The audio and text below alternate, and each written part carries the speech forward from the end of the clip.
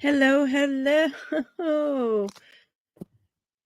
I am so far behind. I am 3 weeks behind on my scrap busting. So that's three weeks with Gail, 3 weeks with Melina. And again, Melina is on a video hiatus.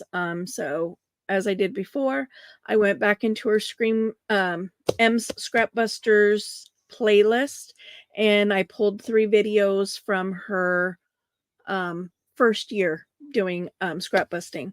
So that's where Melina's at. I keep hoping that she comes back to doing videos, but I understand the need for a break. Been struggling with that myself, so I get it. But I kind of sort of tried to prepare a little bit for what we're doing. So let's roll. We're going to start with Gail. You move all of this out of the way because this is the next 2 weeks worth. So week 25, Gail was still stamping. She kind of got into a stamping kick, which was kind of fun. And so she was able to use up a lot of her paper strips, which I only have 2 here.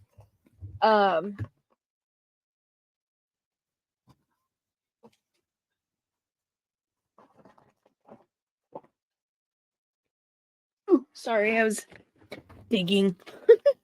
Looking for I'm looking for something specific here.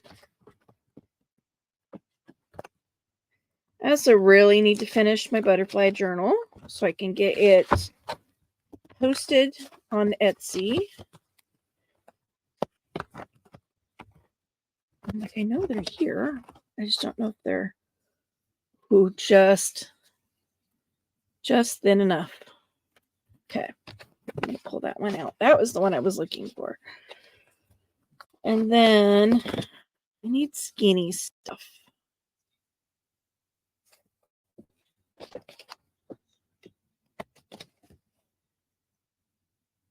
Let's do bugs and butterflies. How about that?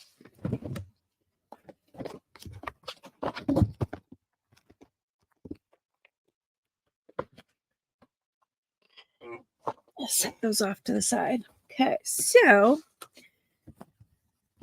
get those, and then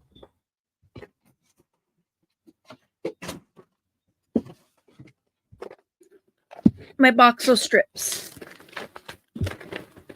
These are cutoffs from book pages. So like when I'm doing a journal, for example, that's smaller than the 6x9, I might have some that I need to trim off the edge or trim off, to make them shorter or make them narrower. So I end up with strips. This particular one was, I went through a quilting book. It was like a how-to quilt. Took out all the pictures that I liked. And then this was the border on a lot of the text block pages. So I just went through and I trimmed this off. Can't really see it very well, but it's got a little design on it. That this is the tear off of some scrapbook paper. But like with book pages, I might just want, the text block itself. So I trim this off and then I end up with these little strips that I can do stamping on. So that's where that box comes from. Let's see, what color do I want to stamp this one in? Let's do purple.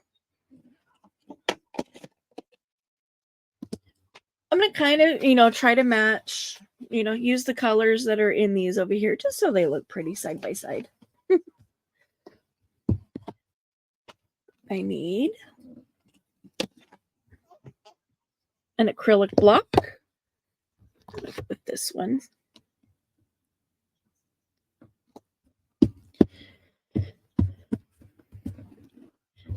I have not used these stamps yet, so just kind of priming, what they call priming. Don't ask me why. It helps to get oil on them for them to work better, but it does. So this is one way to just create a tag that doesn't require, a whole lot of other decorating,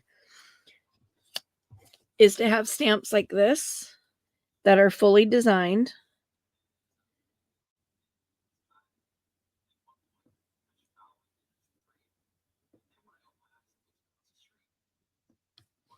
And then you just stamp her down.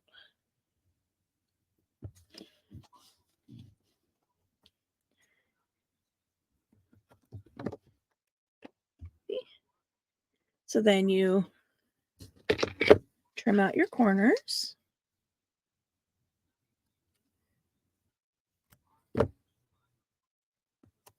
Again, trim the corner off, flip it, line it up on that corner, trim it down. That way your edges are matching. Now I could cut this down, but then I'm going to end up with a scrap that I got to deal with. So, jump into my Tina folder here.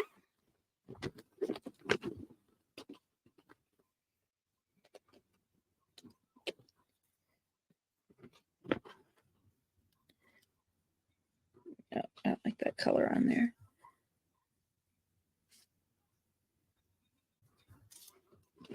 The bows were kind of the first thing that jumped out at me. So I'd try those first.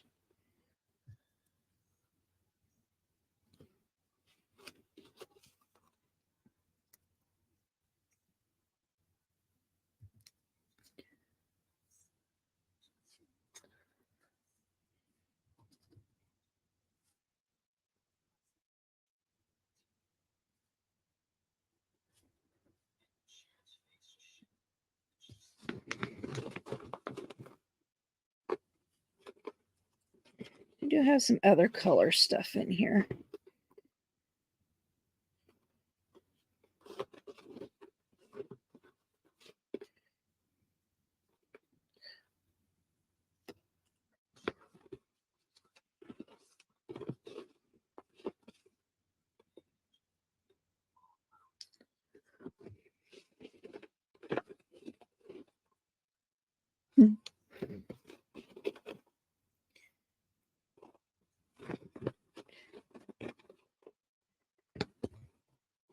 Yeah, I still need to like create little envelopes to go inside this big bag, so that I can separate this all out by what it is. Because right now it just, like that in there. So I got to dig through that whenever I'm wanting something. I'm like, oh, that's kind of a pain in the tushy.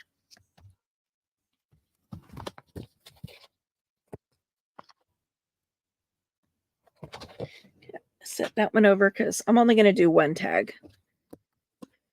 It's just because it was on my desk. So I figured, why not? Need a glue page. Need a glue page. Get out of the way.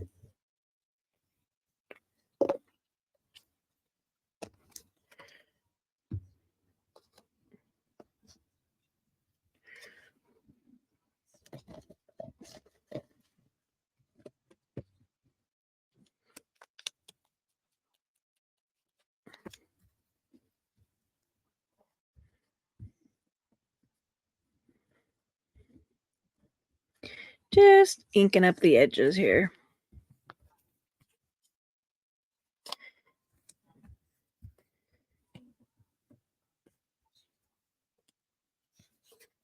And I'm going to glue it so it's hanging.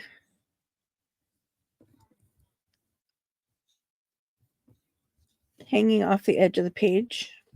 That'll deal with that. Come on, pick up. Pick up.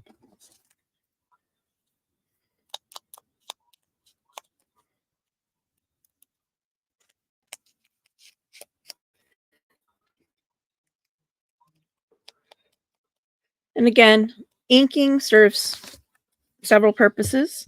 It gives it a distressed edge, which is the look that I like. Um, but it also helps cover up your boo-boos. Like, you cut wrong, or, you've got white still showing. You can just ink around it and the white disappears. Oops. I meant to grab the glue stick, not my. So this I'm just going to flip to the other side. Now, in a tag that I would be putting in a journal, this would be too floppy. I would cover this with something else, whether it's another sheet of cardstock, or some sort of decorative writing paper. And I would have put that on there before flipping this to the side, because that gives just kind of a cute little something on the back. But for the purpose of the journal, I'm not going to worry about wasting the paper to cover the back and make this a thicker tag. Let's see, what string do I want? Oh, let's do this.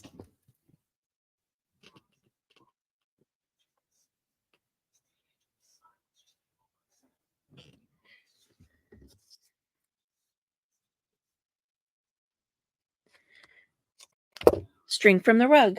If you haven't watched that video, I did just upload that yesterday, showing what I do with those rugs. I get these little strings, and this is what I do with one of the things that I do with them is I make the little topper for the tags. Now this, I'm going to shorten it a little bit this way because I want that pink, and then I'm going to trim it.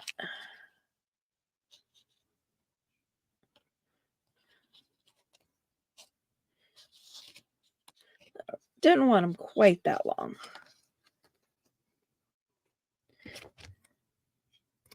There you go. And again, if you have an eyelet set, you can put an eyelet in there to reinforce that hole.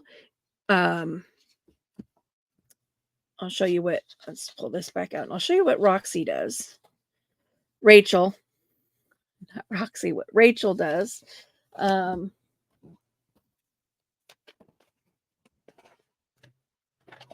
see, find something. Oh, I know what I could use. I just don't know if I can get to it.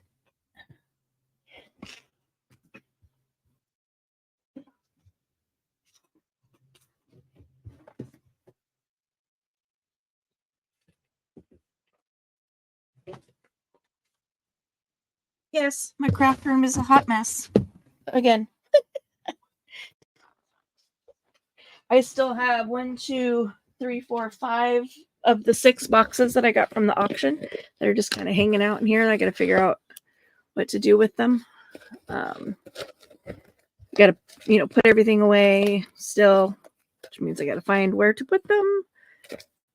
I'm trying to find a skinny one. There we go. So this is just packing paper, and I cut them down into little rectangles. Used my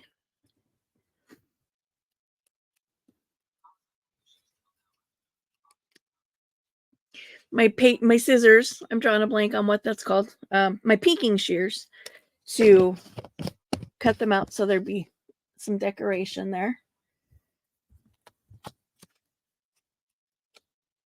So this is going to go down over that a little bit, but I don't mind it.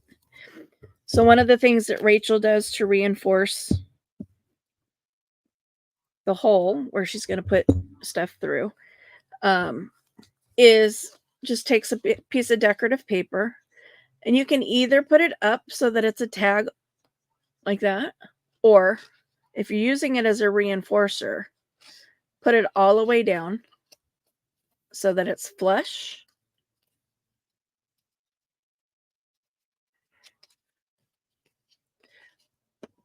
I'm gonna have to try to figure out where the hole is at here. I may end up just punching a whole new hole. And then punch the hole through that, and that reinforces it. You could also use hole reinforcers. You use the kind that you buy at the store. If you don't like the white, use your ink and just, go over the top of them and color them. Or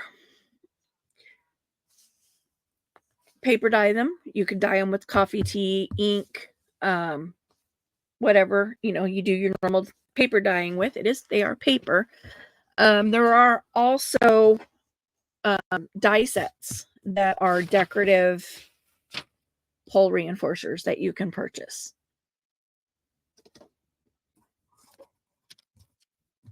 Okay, so let's do some. I'm going to go this way because you're going to go that way in my book. I need to trim this off just a smidge. And then trim this one. Okay. I'm just going to do some butterflies and some boogies.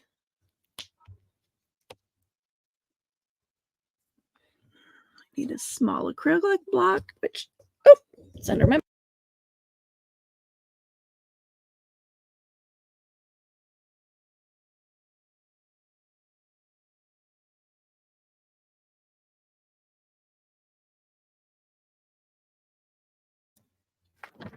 Say, hopefully I can move my mic without it disconnecting, but nope. As soon as I moved it. Looks like your mic has been disconnected. Which is really annoying. Let me just say.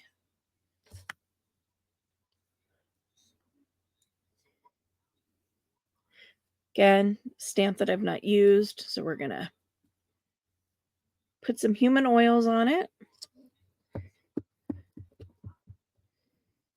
Now, inking, people have different ways of doing it. Some people take the pad or the stamp to the pad. Some people will put it down and take the ink too. I've heard that this is the correct way to do it, but I always go this way because I feel like at least when I'm pushing down, I can see, if there's any part of the stamp that is not making contact.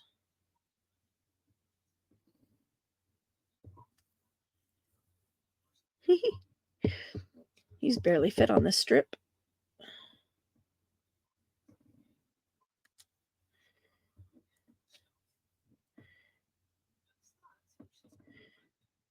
So we got some pink ones. This is pickled raspberry that I was just using. My tattered rose is almost dead, so I'm not sure. We'll give it a shot. I don't know how well it's going to show up. Whoop. Ooh, not at all. Not on this anyway. But it's almost dead. I gotta get a refill kit for it. This is Seedless Preserves. I've said before, is my favorite purple that has been put out by Ranger Inks.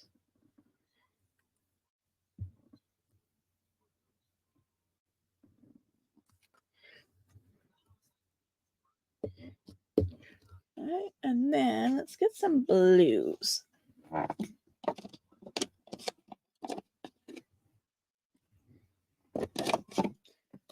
need to use these.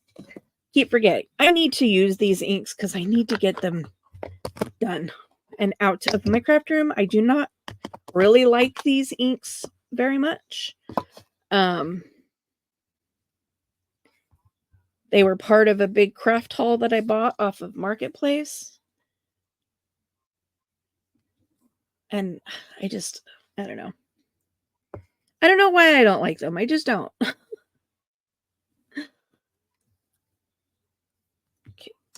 And I'm going to set this aside to dry because this is kind of a shiny paper. So some of that ink is still sitting on top. This is really absorbent paper, so these will dry really quick. So green ladybug, we'll do some blue ladybugs.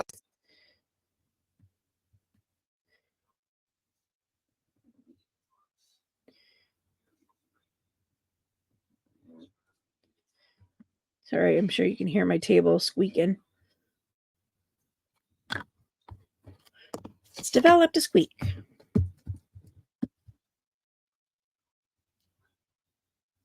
Now looking at the other stuff, I don't know if there's going to be anything small enough.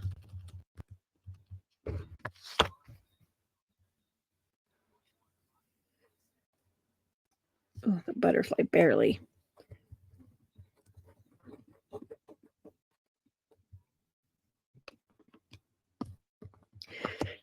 Now you might be wondering, okay, so what do you do with these? You've now stamped all these ladybugs and these butterflies. What are you going to do with them? Well, you use them as decorations.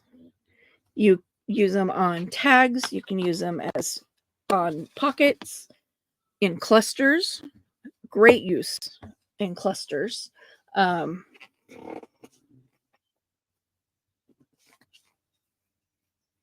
Sorry, getting a couple extra strips out of there.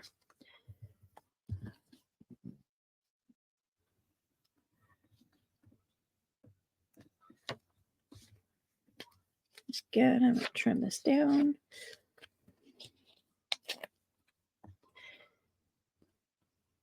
Which I will show you later in this video because that's what I'm doing for Melina's, is working on clusters. So it's also a good use for these, which are called inchies, you know, inch by inch. There's inchies and twin cheese. I forget what the 2x2s are called. But little 1-inch images, cut those off and use them.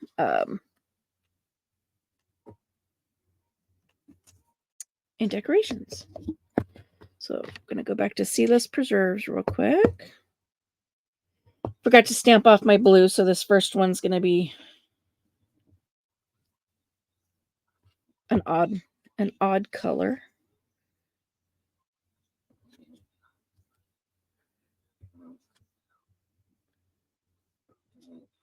All right.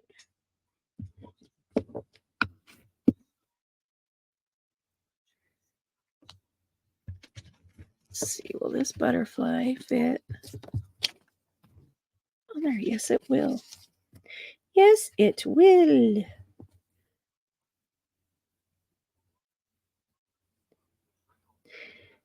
case you haven't noticed, I have a lot of butterfly stuff. I happen to really love butterflies.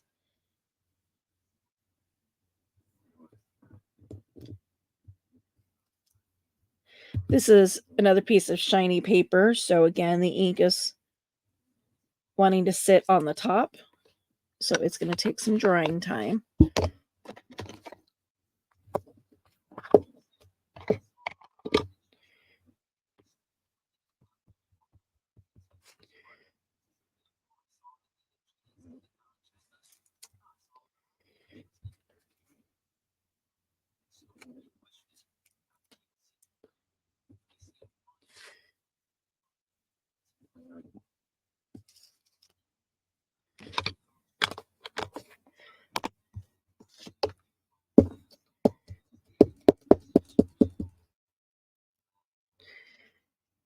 Now, if you have word stamps, this is a great use for these because you would go this way and then you'll be able to tear off pieces of the words. But look how pretty. What a beautiful stamp. I love it. So much detail in there. All right, so let's get these glued into the book here. Ooh, you're still wet.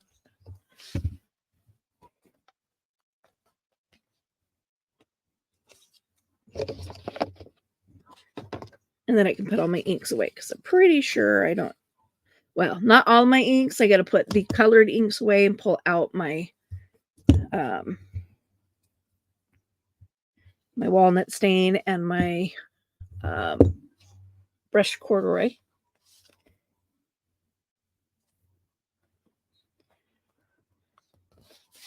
So using strips of paper.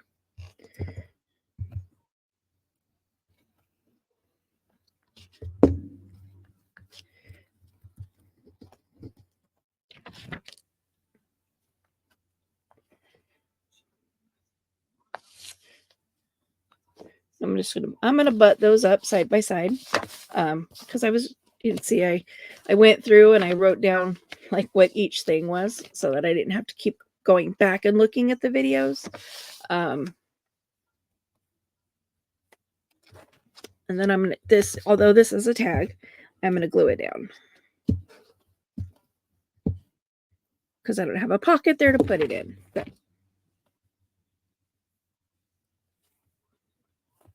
But again, this is a lesson that using strips of stuff. This was a strip of lightweight cardboard or cardstock.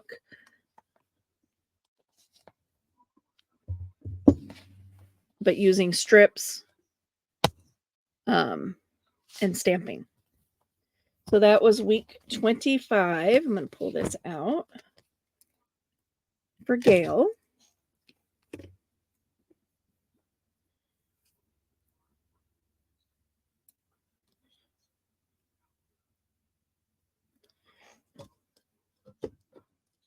I get my glue in there, put it in upside down. So week 25. Week 26, she did Roxy's challenge with a twist. Put that up. Let me get these. Let me clear the deck a little bit here. Put those away. These away.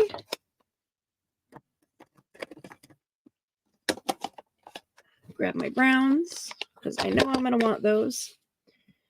Put my red barn door back.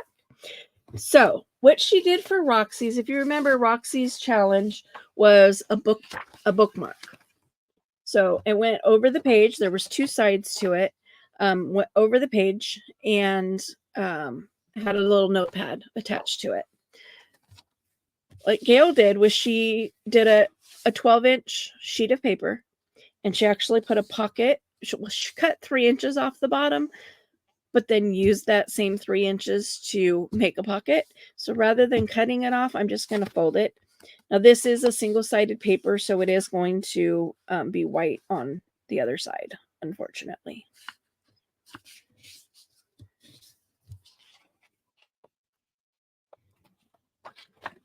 But I'm looking for my circle punch. Is it actually put away?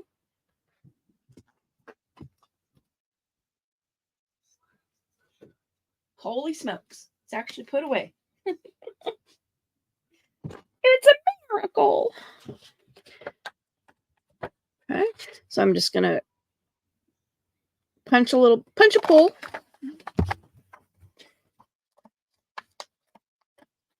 Do some inking.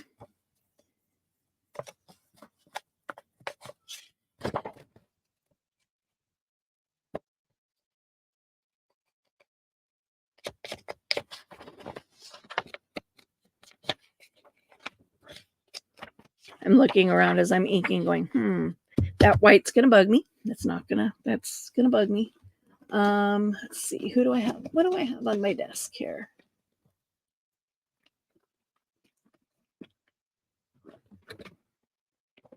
Still have my steampunk envelope out here.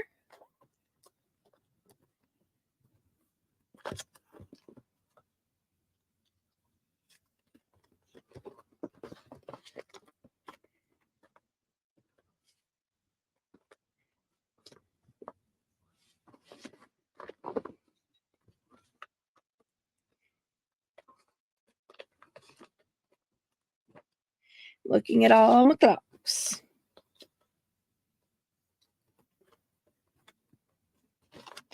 I'm looking for a particular one, but to be honest, I don't recall whether I used it in my steampunk journal. Which, by the way, if you like steampunk, check out my Etsy shop. That journal is listed in my shop for sale.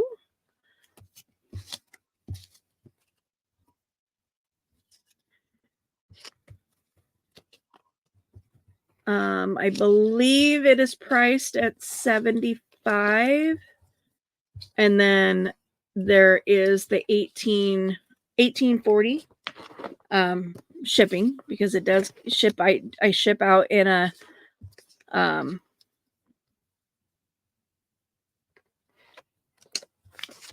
medium rate, flat rate box.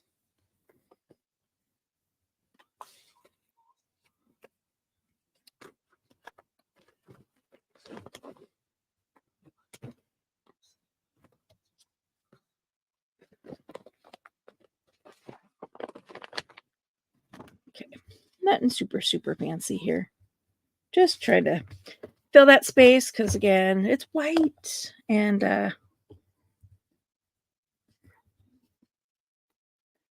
so I'm just kind of going around, just giving it some brown, knocking down that white.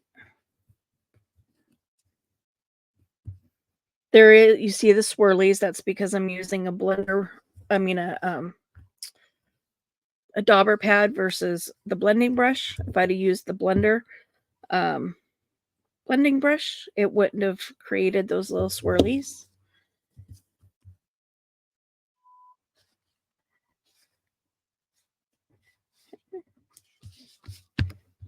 There. Gotta find a place on here that's not gluey already. And then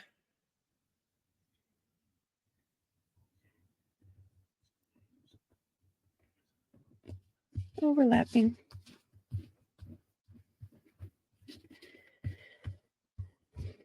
I feel a number though.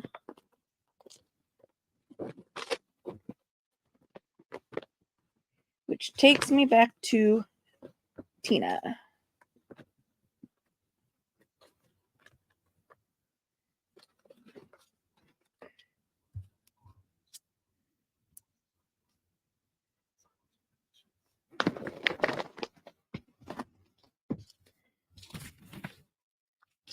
Spin, flip.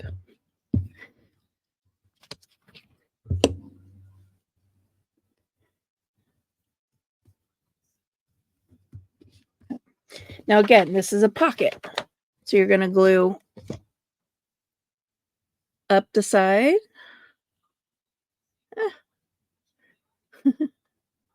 Or in my case today, off the side. And then up.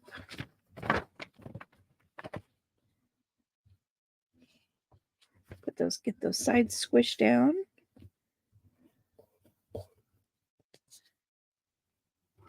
And then you have your pocket. Okay.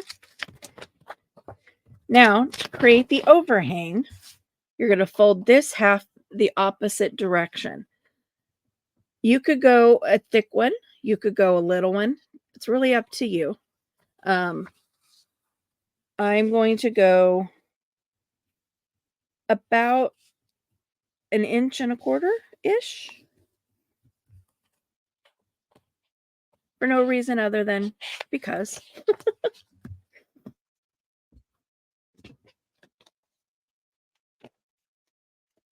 And again, this was something that Gail sewed.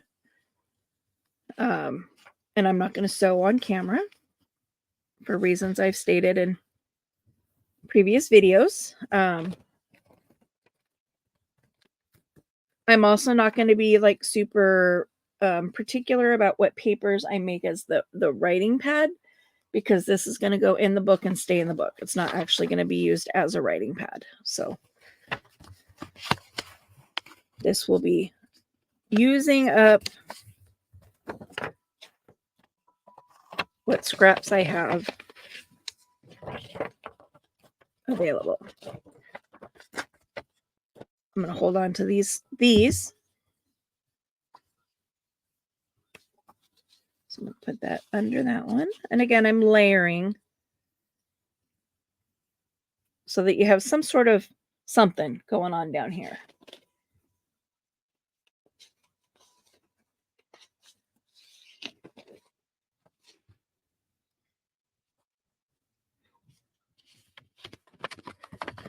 I am creating more scraps than I intended to, though, but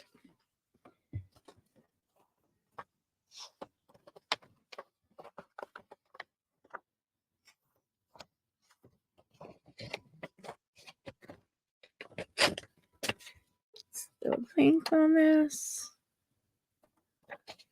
Let's go right there.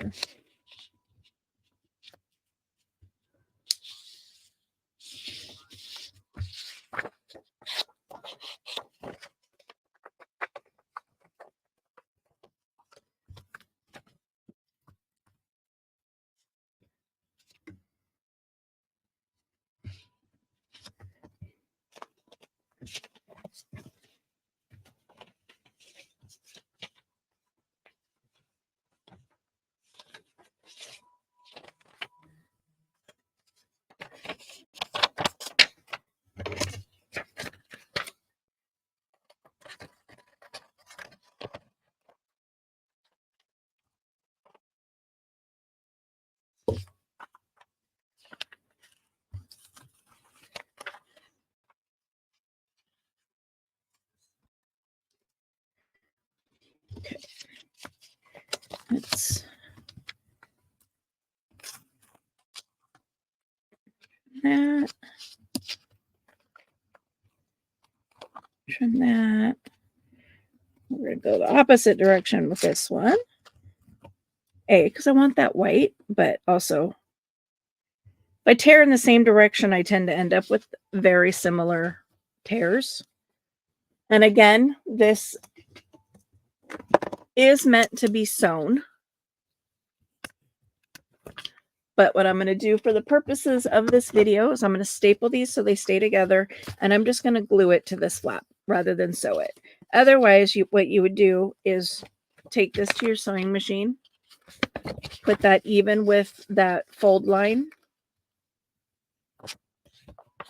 and zoop across there with your sewing machine.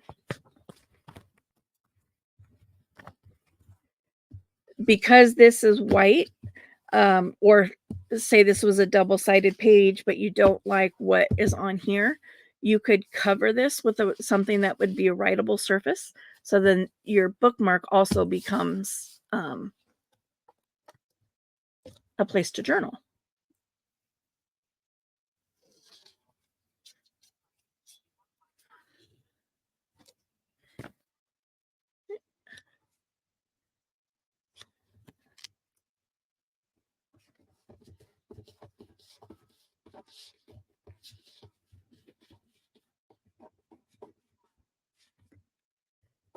So there is that. That is week 26. Nice and easy.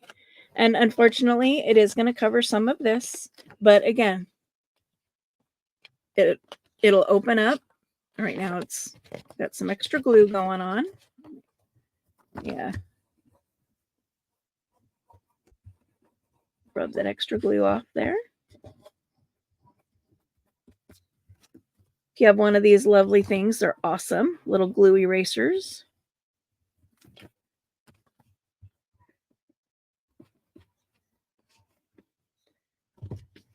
So you see it opens completely.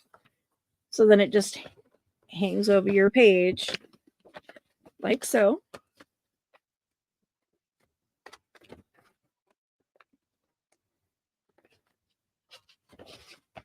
And then you have decoration on this side. It covers the page. So in your journal, this page could be a decorated page. It could be a blank page. And if it's a blank and it's a writable, then you have a hidden writing space too, because you'll lift the bookmark up, tag, right? Boop. And then you go. Now, because it's long, you don't have to paper clip it. You see it's going to stay in the book, right? You turn it upside down, it's going to stay in there. If it's short, it might fall out. But if you're worried about it, you don't like that it moves from side to side, just put a paper clip on it.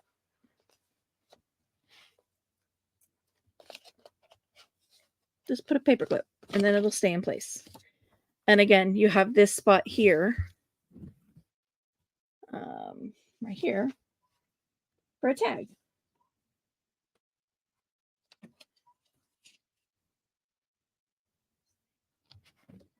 Fun, huh? Okay. That was week 26. I'm like, where did my stickers go? So yeah, she does a lot of Roxy's weekly challenges as well. In fact, she says all the time that she always overestimates her abilities. So she'll make a lot of the bases and then they end up in her, she'll do a couple and then the rest end up in her to-do box, which you then get the benefit of seeing in later videos. But if you are of the frame of mind that you don't like your to-do box being so full, overloading yourself on those challenges could create a problem for you. Oh, look, there's a tag. I can just put this in there. See? Voila. All right. Set that off to the side. For week 27, her and Roxy both. See, I did it again. Her and Rachel both did masterboards and showed how to use the masterboards to make ephemera. So because this page is already gluey, I'm going to go ahead and use it as my base.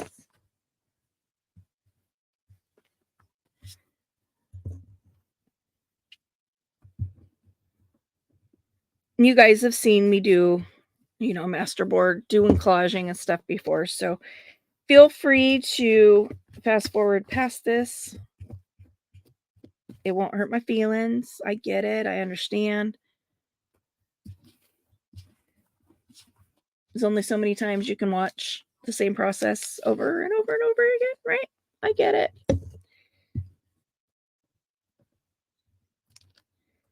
Now, this is an excellent use of your scraps, though. And then you can choose, whether you want it to be neutrals, or, wild and crazy colors. Gail did hers using scraps from the owl journal she's working on. So that way she could use use the masterboard to make ephemera for that specific journal and it would match. So that is also an excellent way to use up any scraps you might have left over from the journal you're currently working on, is to use those scraps to make a masterboard. And then it gives you options.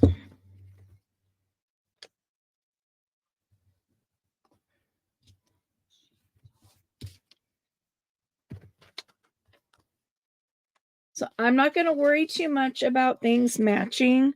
I'm also not going to worry too much about things like this that are irregularly shaped.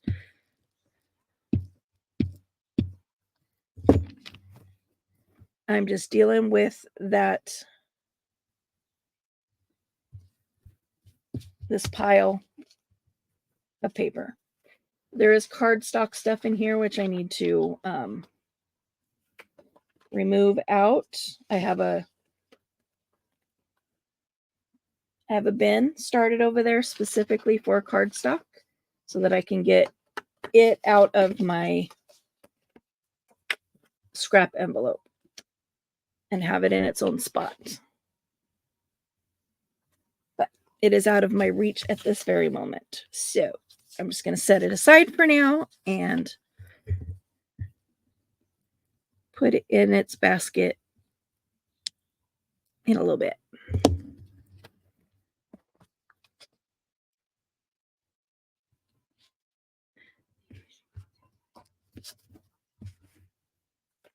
Ah. More cardstock.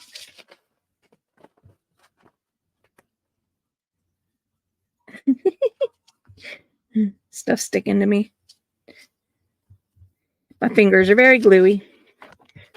I've reached a point where I don't want to glue on top of that anymore, so pull in a glue page.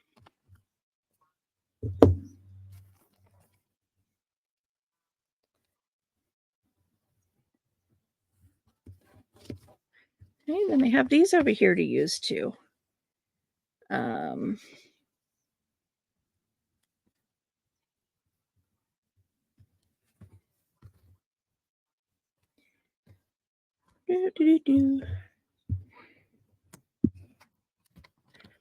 I could have cut this down. Not worried about the overlap there.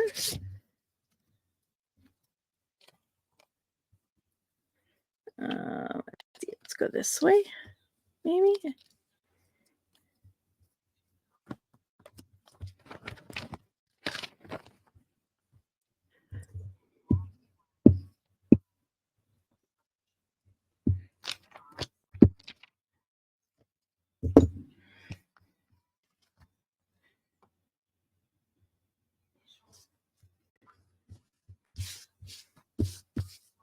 There is a lot of overlapping that happens in collage. And that's really okay because all it does is strengthen your base paper. I mean, unless you're using something like cardstock or, you know, the heavy duty scrapbook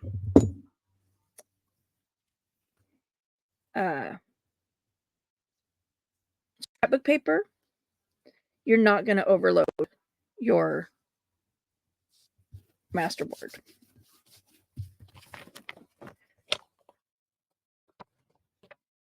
Okay.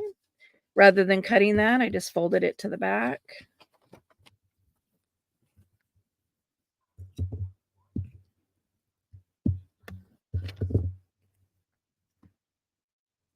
This way.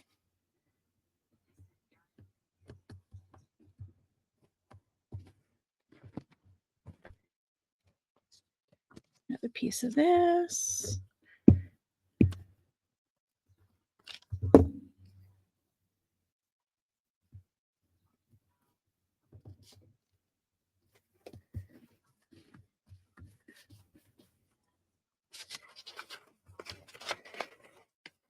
Now, it is up to you as the creator to decide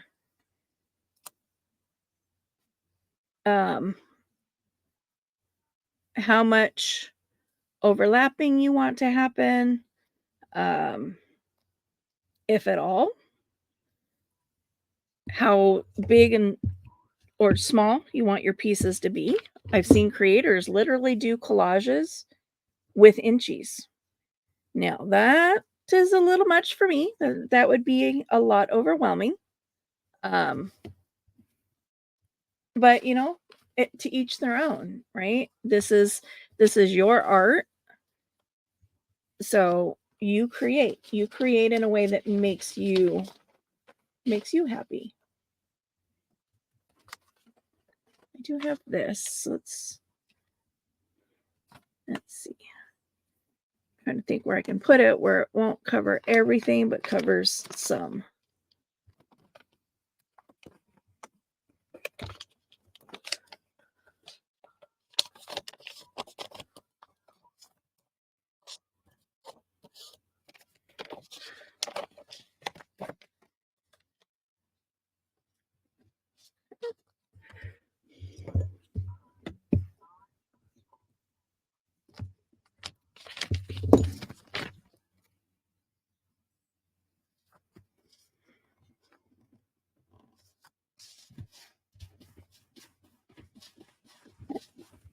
So I just got this piece here.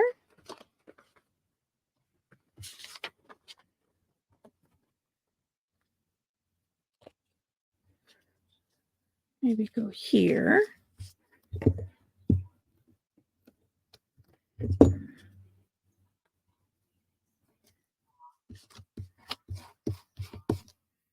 And then this can go over the top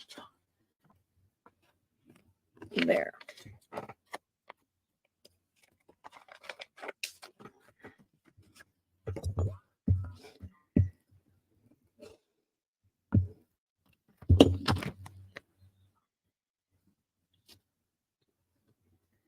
Okay, so if you're a regular watcher of my craft videos, if you do not enjoy watching this process, skip my Roxy Weekly Challenge week 27, because as I said, this is what she did as well. So now you have this masterboard. What are you going to do with it? Right? Yeah, keep in mind this right now is thin. You could cover the back of this.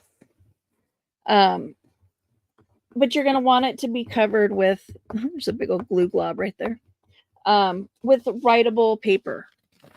So that's when you go back into your, box of strips and, you just collage this.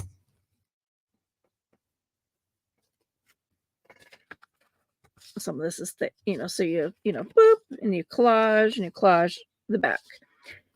I prefer not to do that. I would rather cover the back as I use them, because if I'm making this as if I'm going to make it a pocket, I don't necessarily need it to be thick, and I definitely don't need it to be covered on the back. So I make that determination as I go. So now that you've got this, that's when you take out your handy dandy little cutter, whatever kind of cutting tool you have, and keep in mind your pages are 5.5 wide. So this currently is just over 6. So it would be too wide to just go and make that into a pocket, because it's going to be too wide. So I like my pockets to be about 5 inches, but if I cut this at 5, that only gives me a 1-inch space there. So I'm going to bring this down to 4. So that gives me a 2 inches for a tag. Let's go this way. Let's cut off 2 inches here for, I'm going to go this way. I'm going to go 2.5.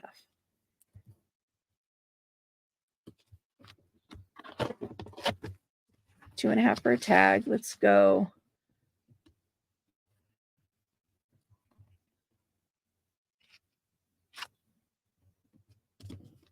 3 inches high, and we're going to turn it and cut this down to 5. Let's go this way since that's the raw edge over there. Turn this to 5. Pocket. And I'm going to immediately punch the hole in it so that I don't forget what my plan was for that. I'm going to try.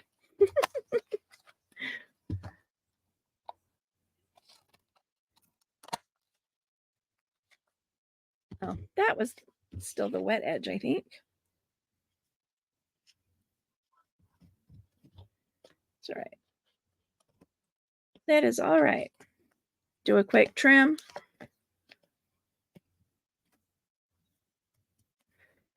And again, for a pocket, I'm fine with the thickness of this. For a tag, not so much.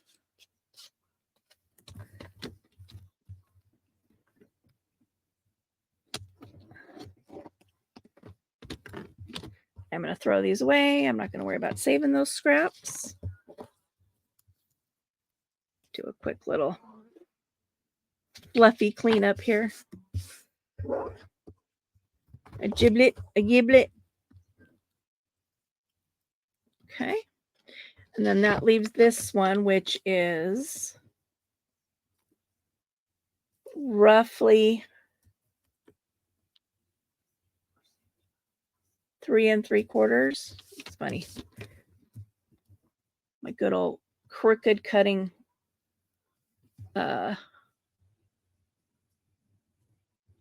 machine here.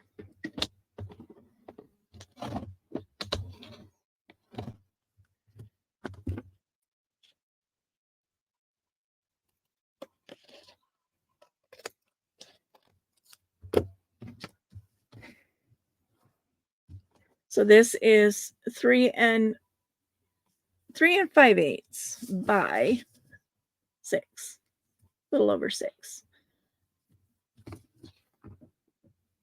So this could, you could cut this down and make it into a journaling card.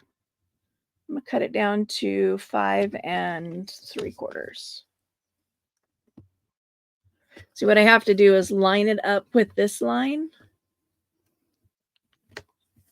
rather than here. Otherwise, it cuts crooked. Don't ask me why.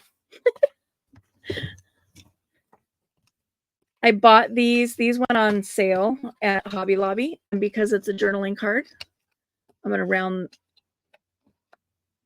the edges, which I should have done after I covered it. Covered the back. Come on. There we go. So I've got those all trimmed out. Let me move this out of the way. I'm not going to worry about that one. So tag.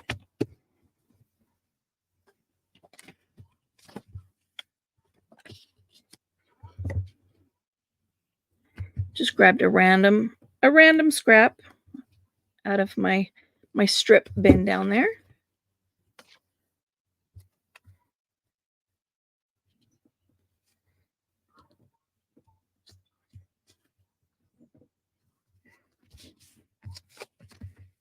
Give that a smoosh. Give it a smoosh with your spreader. Bone folder, credit card, whatever you have. This happens to be for scraping out a cast iron pan.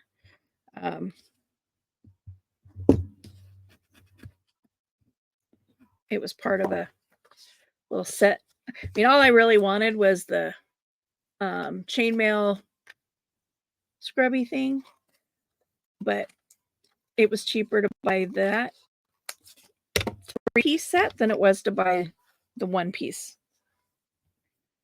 So this just gravitated into my craft room. Pardon me, I need to take a drink.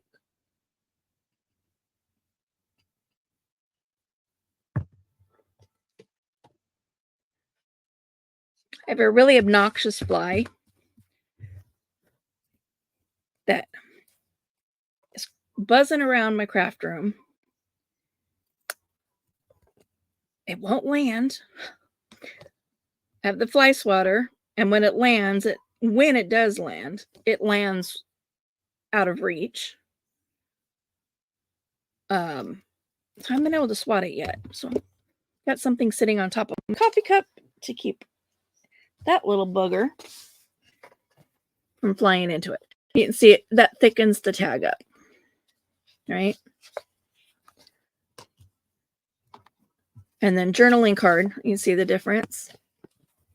Journaling card versus the tag. That's got the back on it.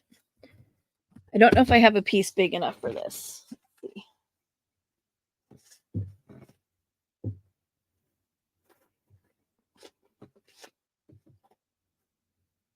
I don't. So let's just do a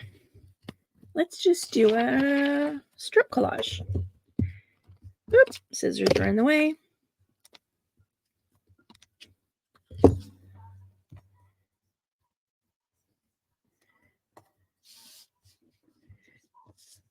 And for this, I'm not even gonna look.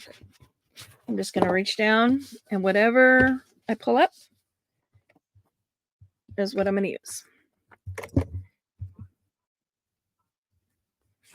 Because again, my box of strips is just right down there.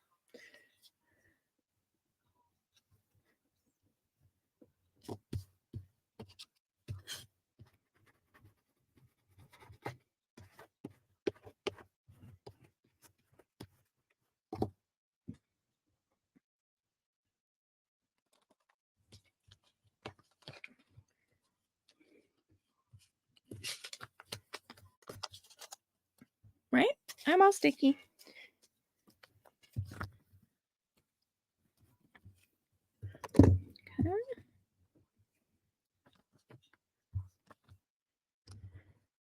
It is so bloody hot here right now.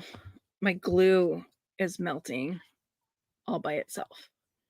Part of the problem that I'm having, why I'm getting so sticky and why everything else is so sticky. You know, despite having air conditioning, my air conditioning unit is having difficulty keeping up with our current heat wave.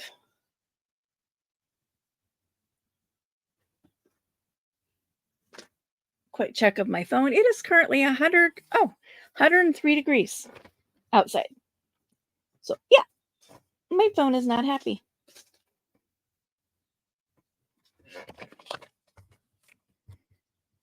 My phone isn't happy. Nothing's happy. My AC unit's not happy. My glue's not happy. I'm not happy. My dogs are not happy. They're inside. They'd rather be outside, but it's too stinking hot. It's funny because my husband seems to think that, you know, they're happier inside when it's hot. And I'm like, they're really not. They sit here and they just pace constantly. They are not inside. Arrow likes to be inside. Lizzie and Lily, not so much. It's got glue on it, but I don't want to throw that out. I'll try to get it off my fingers, off my scissors.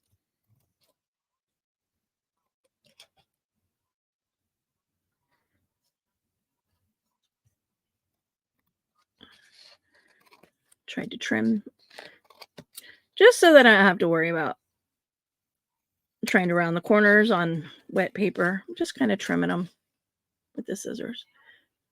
Turn around that corner. Okay. So again, pick up all the garbage pieces.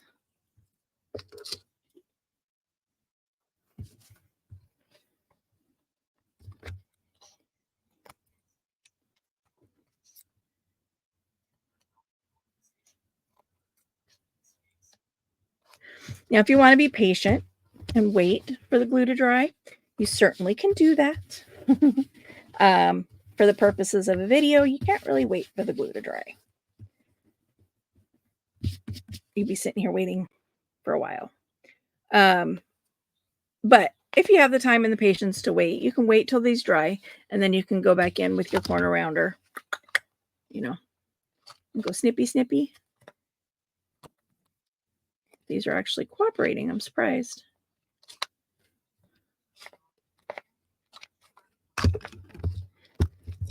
So people ask, what's the difference between a journaling card and a tag? The shape.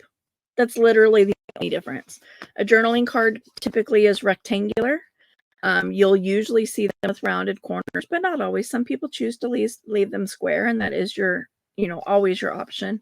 And then a tag is a rectangle with these cut out. They don't have to have a hole. They don't have to have a topper. They don't have to have rounded corners, although I do like to have the rounded corners on my tags because I feel it. They slide into the pockets better. You know, you've got that 90-degree down there. It has the potential to get hung up on something. So I usually do around the corners on my tags. But this is what makes a tag. This right here. That's it. It's the only difference.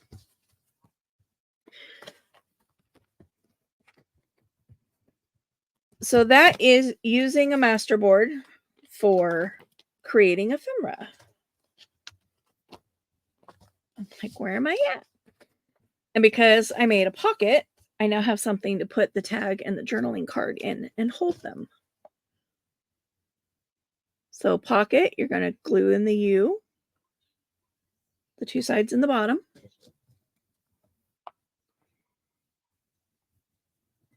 Glue this onto your page. Where you glue it is up to you. You could glue it up from the bottom, like I did here, leaving that gap. You could take it all the way to the bottom of the page. You can even glue it so it's facing sideways and have it as a side pocket. It's up to you.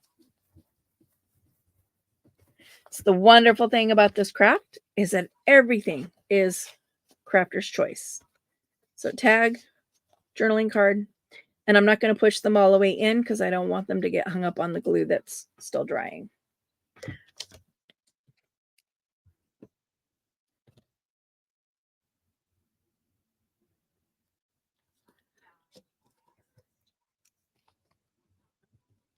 Okay, week 27. Today is July 9th. Wow.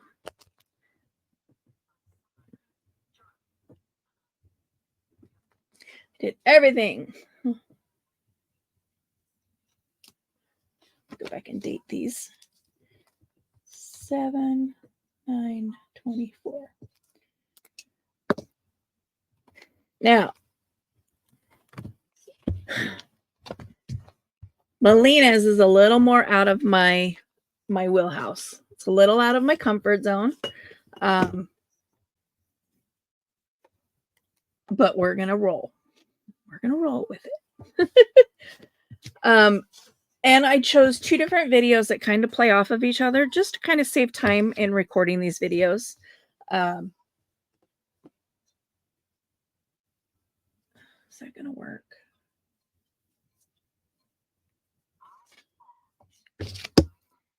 Ooh, these are not my fabric scissors. Good, I'm glad they cut. And then I'm going to use this also.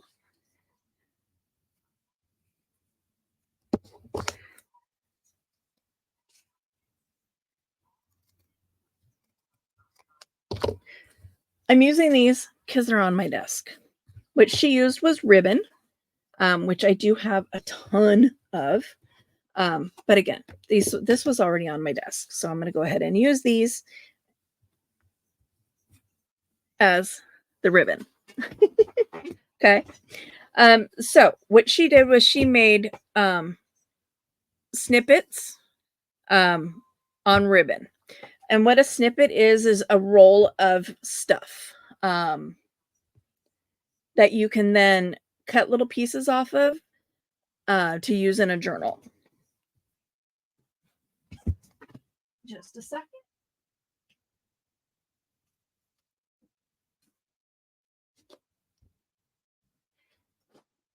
I know I've showed this before, but this is a snippet roll that I made out of adding machine tape. It's all neutral. So when I'm going to do a journal, I can just come in and whoop, snip a piece off and then decorate it and use it in a journal. But the base is already made. So what she did was she made clusters on and attached them to ribbon and left them as a snippet. I do apologize if my internet is bouncing in and out. That is a side effect of the heat, ironically enough. We couldn't even get our barbecue to work last night. Like, yeah. I mean, our barbecue is Wi-Fi. We have an app that we use for the heating of it, and it would not connect to our Wi-Fi last night for nothing. And then as soon as it cooled down, guess what? It connected. Never would have thought that the heat would be a problem for Wi-Fi, but it is. At least it is here. So I am creating a base with cardstock, and that's just to give it, something to a stable, something, a little more structurally sound. Okay. Ta-da. And again, I reached behind me and grabbed the cardstock that I put away. And I'm not worrying about size, because again, when you're using these in your journal, you can always cut them down.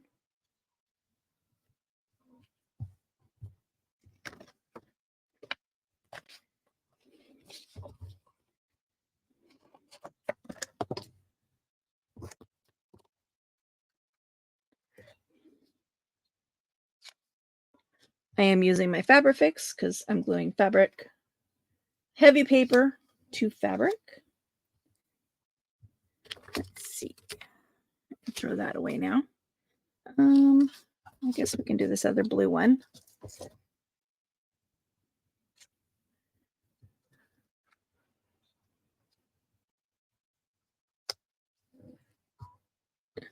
That is wanting to curve really bad. Okay. All right.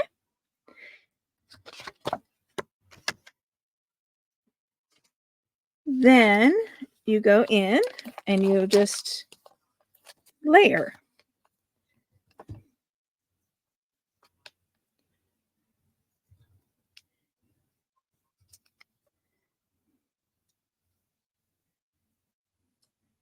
It was a little big for that, but yeah.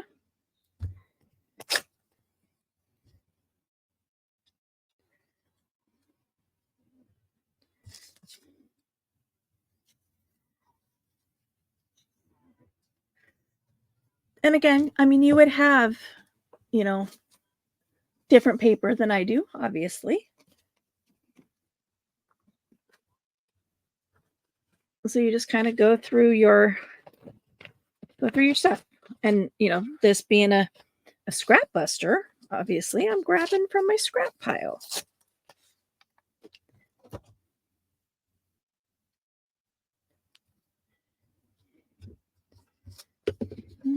That's a little too big.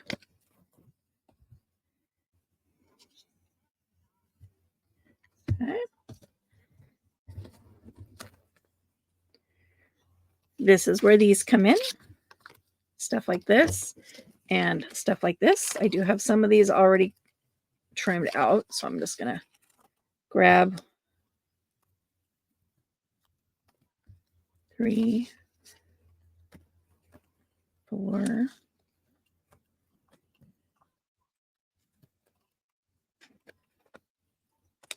5, 6.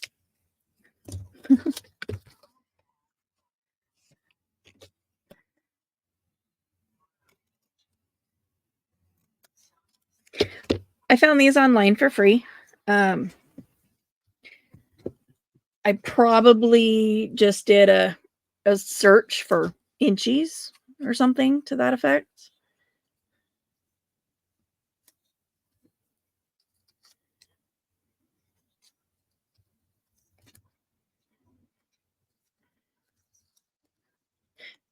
I'm not really worrying so much about what the images are, because again, this is going into the idea book. It's just about creating layers.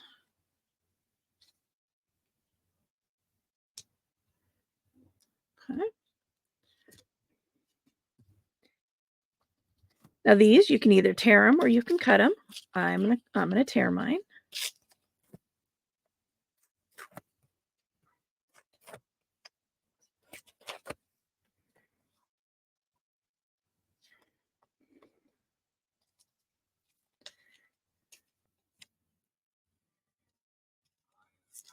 And I'm going to tear them a little more in the shape of the butterfly. So taking a lot of that extra white off. This is very hard on your hands, let me tell you. So if you have arthritis like I do, you may have to do it in stages. I'm going to ink this edges just so that I can stand out a little bit against all of that.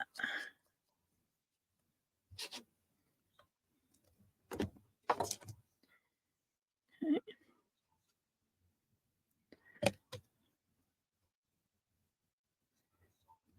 One.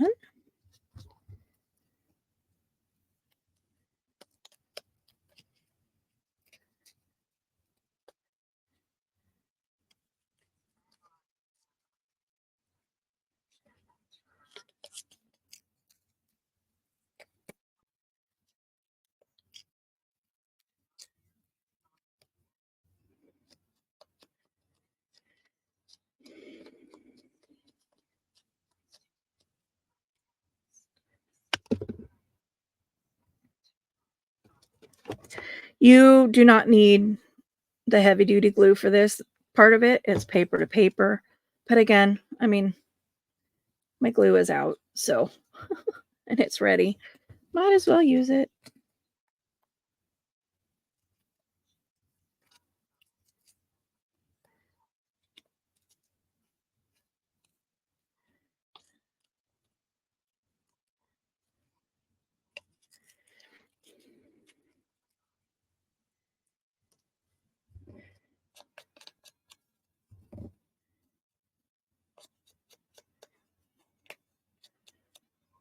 Let me tear this other one out. I'll show you the, just so you a side by side of the difference between inked versus not inked.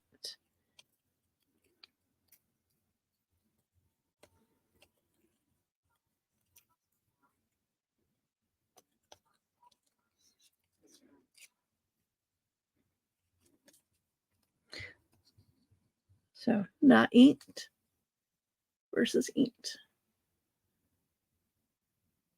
I don't know how well that's focusing for you guys. I hope you can see the difference there.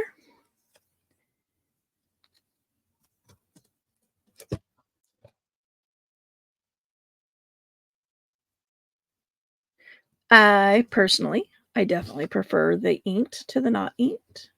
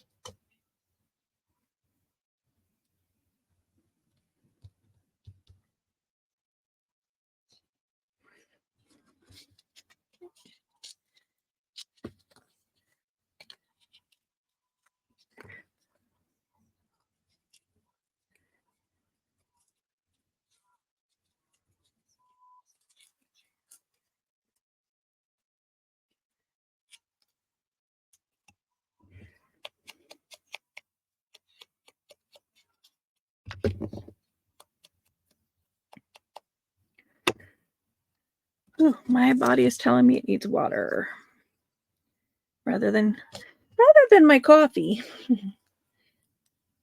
It's kind of screaming for some water. I'm feeling very dehydrated.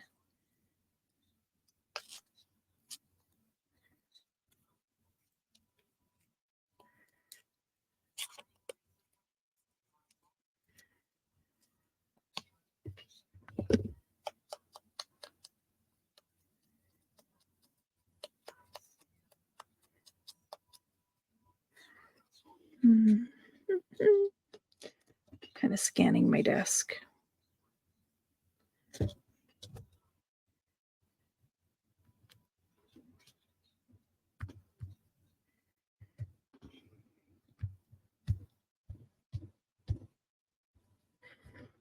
So there's the idea for snippet.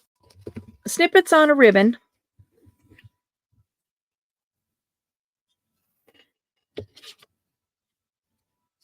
Oops, I think I just threw that other butterfly away.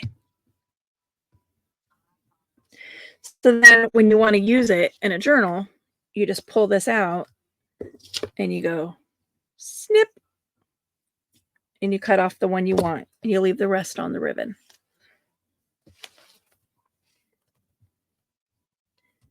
Pretty simple little project. Uses up a lot of your little stuff. Oh no, there's the blue butterfly. I'm like, oh no, I think I just threw that away. But nope.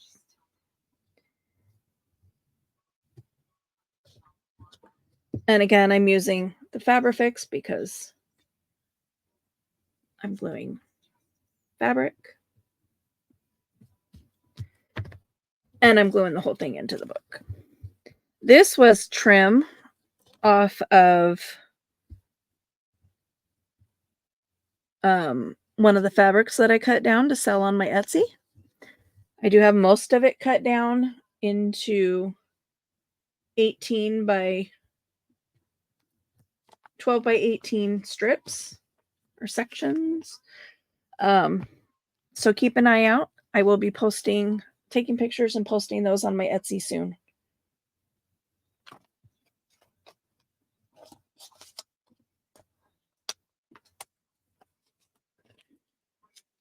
Did I put Gail's numbers away? I don't know if I did. So week 25.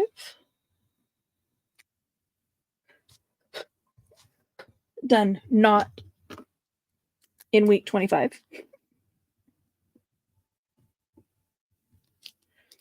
Of Melina. And then along the same lines of doing clusters, week 26, what I'm going to do with her is, or for her, oh, I didn't put Gail's away. I didn't throw that away.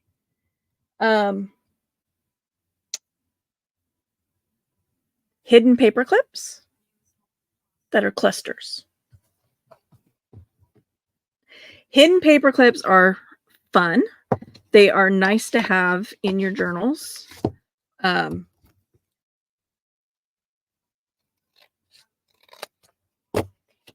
they use up some of your scraps. Now I like to start I like to have my base of my hidden journals. I like to have them with cardstock because it gives you the structure, it gives you the strength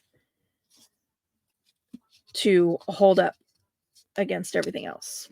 So you're going to start with cardstock and fold it in half. If you have a bone folder, grab that out, give that a nice squish so you have a crisp line.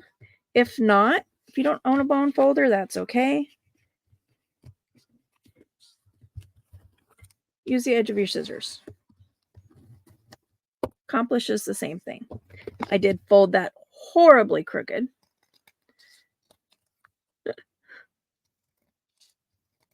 I'm trying to straighten that out. I definitely don't know how to cut straight, so it's still not going to be straight, but that's okay. And when I'm doing hidden paper clips, I do prefer to use these big, not that kind, the big 2-inch paper clips, which I don't believe I have any of. I'm not seeing any in there. So for the purposes of this video, I am going to go ahead and use the small paper clips, and it's okay. Now, when I'm doing hidden paper clips with a cluster on them, I do like to put it so that the paper clip is sticking out so that I can attach stuff to it.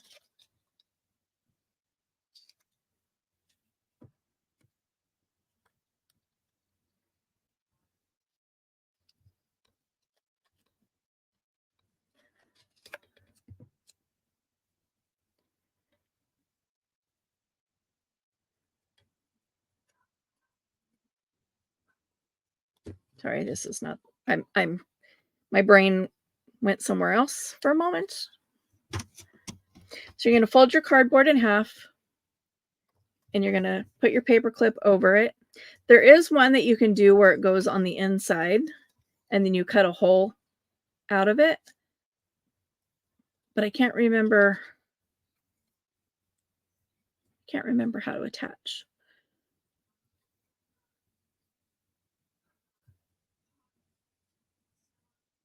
Oh, I think I know what I'm doing now. Okay, so you have your 2 paper clips. As you can see, I left a little lip up there. That's so that I can attach dangles. And what you're going to do first is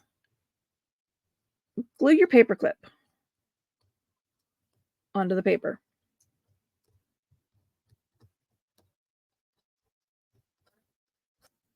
You could do this when you're decorating if you choose to.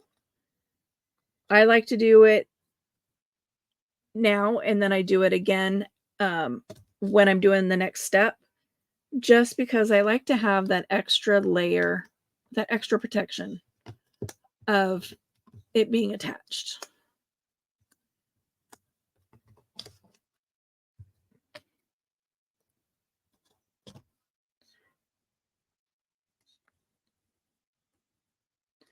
You can skip this step if you feel like your safety pin or your paper clip is going to be secure enough to the decorative paper that you're about to put on. It's up to you. Like I said, I prefer to do it this way. And again, I'm just kind of setting these. See, I'm attaching them to my ink just so that they're sitting up and the glue is not, down. The next step is to find a base page, a base piece of paper to go over the top of that.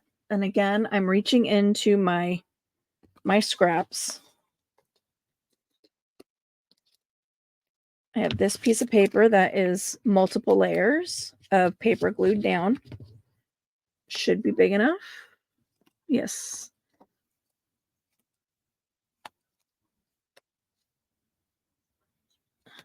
I don't like the way it's separating right now, though. See, it's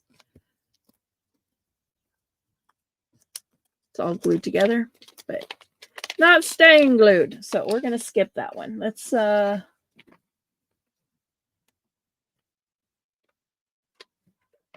go here. But I do want this to be, I do want it to be thicker than what it is currently. I'm actually going to fold it over twice.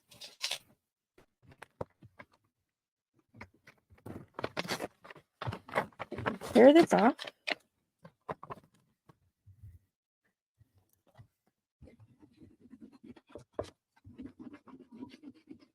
This is the same paper that I made that little hole reinforcer out of earlier.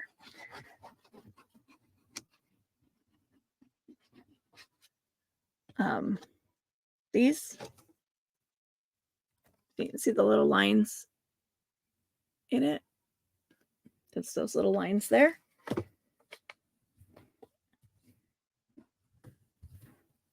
Where's my spreader?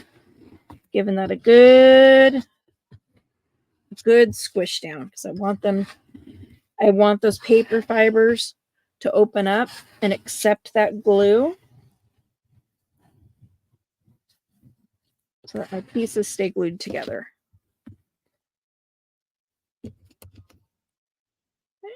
And I'm going to trim.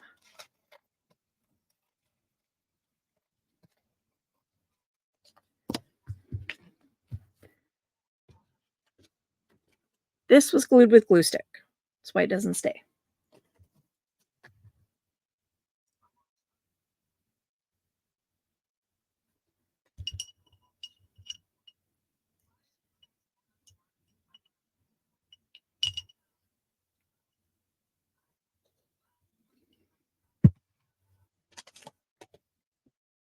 Cut. Back to what I was doing. Okay, we're going to fold and trim. Fold and trim. Again, I'm not worrying about whether I'm cutting straight. If you're a perfectionist and need those to be straight, be a perfectionist and make them straight. Okay. This is where the knife comes in. Because what you're going to do is you're going to go up into the center here, up into that fold, and you're going to cut a little tiny slit. And that's so the paper clip can come through.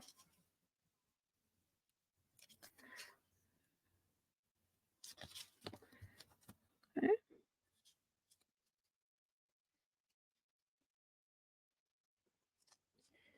You can do this with an X-Acto knife, whatever you have in your craft room that is going to help you cut through that paper.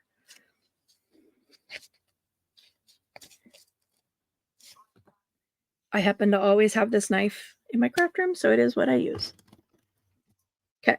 This is why I was saying you could skip this glue step if you feel secure with your paper clip.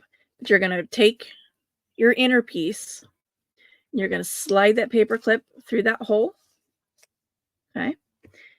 And then with your good glue, don't try this with a glue stick. I would not recommend it. Use a good adhering glue. Go all over this base.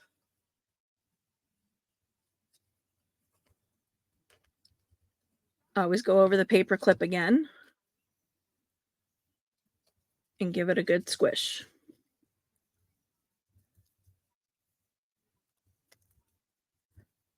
Okay. And then you're going to flip it over and do the other side. See, what you're doing is you're gluing so that these separate out on the paper. See, the glue was still wet, so it wanted to stick. But again, that's just my personal preference.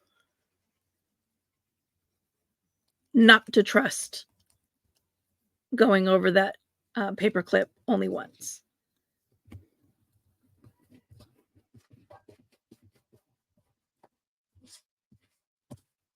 Give that a nice squish down.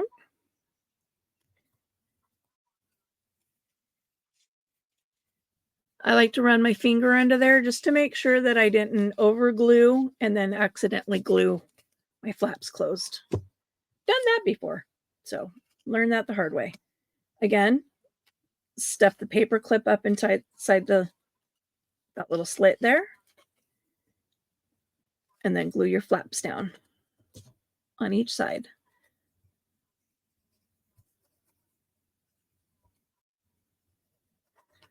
Going back over that paper clip. This bottom edge, you're going to want to make sure that you glue really well, because that's what's going to separate when you slide this onto your page.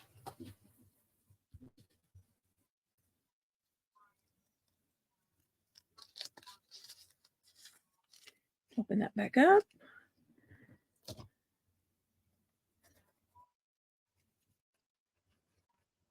Again, make sure that bottom edge is really glued.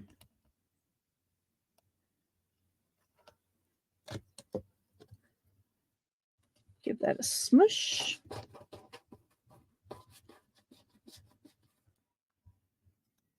And then again, I open this up. I separate out that cardstock down there. See, if I don't do that, this is going to glue itself closed. You can see a little bit of glue there is holding it. So I separate that, run my finger down in between, and just make sure that my outer page is not glued closed. Now it is the inside, so if it does get itself glued and you have to pry it apart, it's okay. Nobody's going to see it. It's on the inside of your hidden paper clip. That one seems like is wanting to. Let's see. So I have my bunch of little envelopes out with stuff that's already fussy cut out.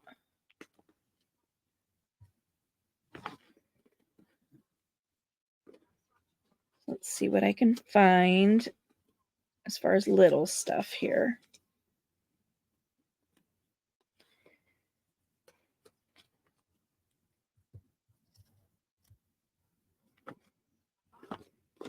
Okay. Those are out of my leftover steampunk kit.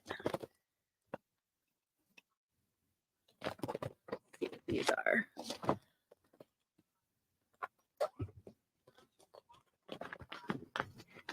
If you guys are still hanging out with me, thank you very much. I know this is a much longer video than normal, but I was really behind. Junk Journal Studio, I believe. These are. I'd have to double check on my Etsy purchasing history. Let's grab some Tina stuff.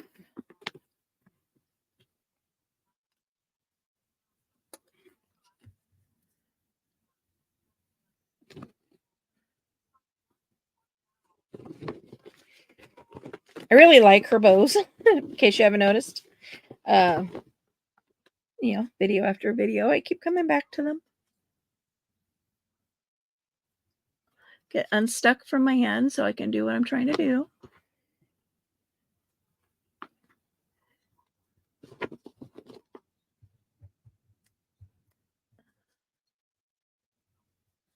I don't like that.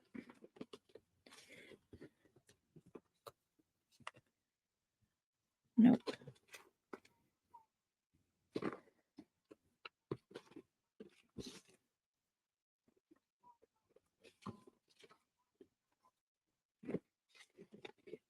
So again, this would be a lot easier to do if these were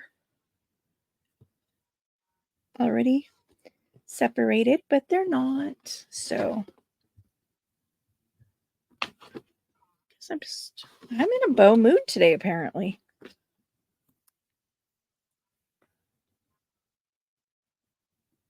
No, I like the brown one.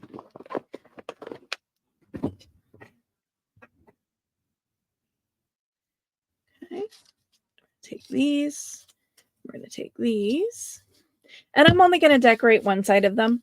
The idea behind this is you decorate both sides, so that way when you flip the book over, or you flip the page over, you have writing on both sides. I'm only going to do one.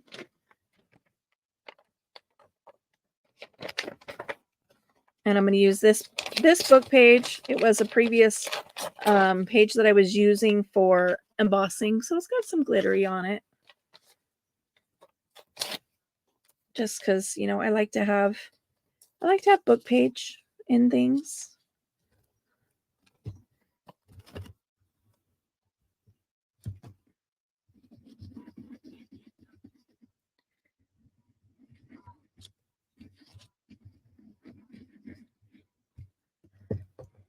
I guess since I only need one of these, don't I? That's okay. I mean, I could make one and decorate both sides. That's certainly an option versus making two one-sided ones.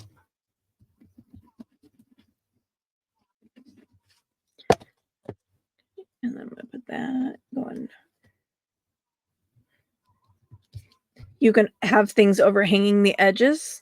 That is absolutely okay. And in fact, in a lot of cases is preferred. Okay, I'm going to go through. You can see on this, you can see a lot of that white edge, right? Like right there, you can see the white edge. Then when you run the ink over it, it disappears.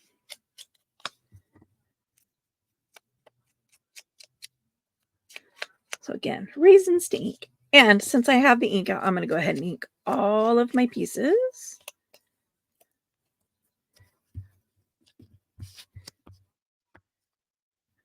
Couldn't do this one in my hand. It's much thinner paper. This is on a lightweight cardstock. This is on regular copy paper. This is also regular copy paper. So they tend to want to bend.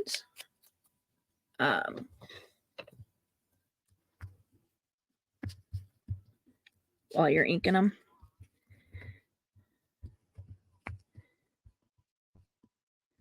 You just do it this way.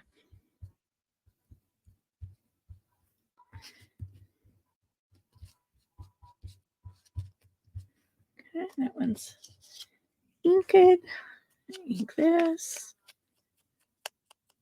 When they're straight like this and you got a little bit to hold on to, it's easy to do with copy paper. But weird shaped things like the bows, it's really hard to do holding in your hand.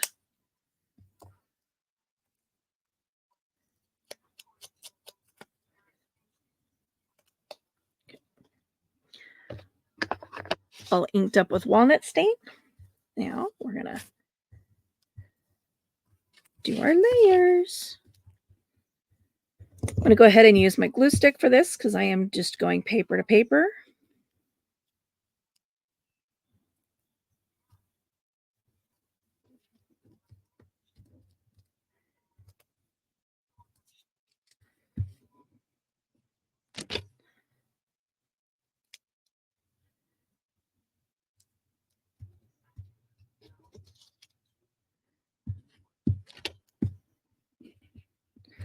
Yeah, Tina's got these bows. She's got butterflies. She has old-fashioned shoes, which are really cool. I have that one. I have that set too. The old-fashioned shoes. I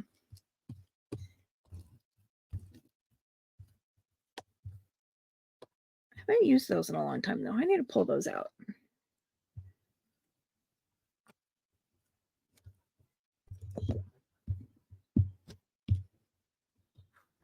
In fact, I may even need to print more out now that I'm thinking about it, because I haven't seen any in a while.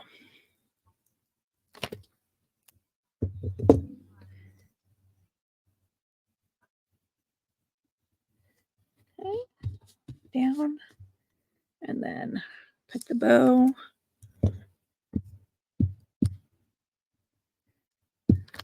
So again, just about layering. That's all we're doing. Layering, layering, layering, layering.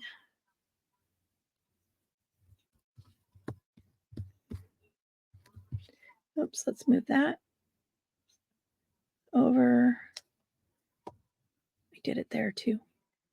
That one's already dry. Can't move that one.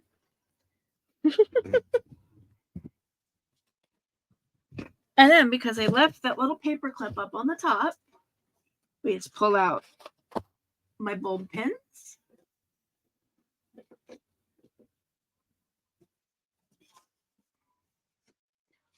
And I never use these either. Let's pull those out.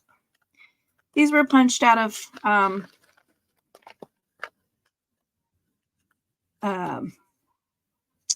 scrapbook paper. The little butterflies. You can see the little gold sparkles on them. Yeah. Need to get up there into my little drawers and use that stuff a little more too. I'll grab 2 gold ones because why not?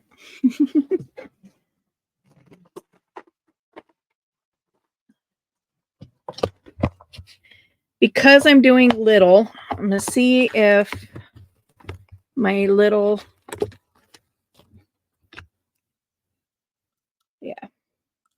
pull out my little crocodile here.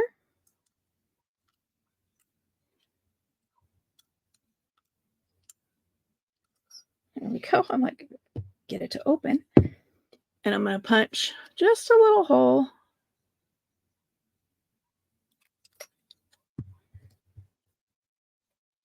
And a little hole. Is this overkill for a hole punch? Absolutely. But I didn't want the standard hole punch. I wanted a little one. Oops. I'm like, since I've got it out,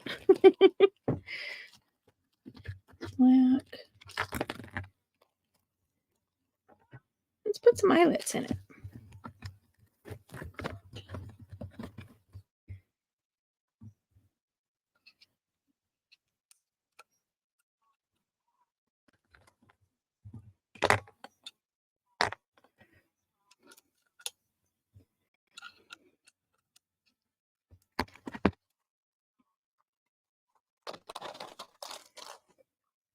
One and 2.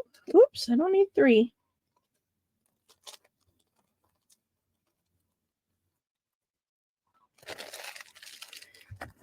Okay, put those back in there. Hole. Stick the eyelet through the hole.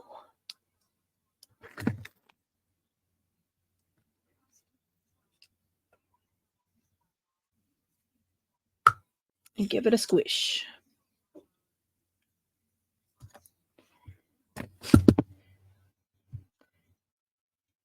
Eyelet in the hole. In the peg. Give it a squish. Okay.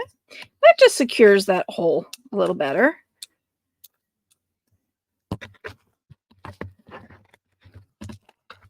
makes it less likely to tear.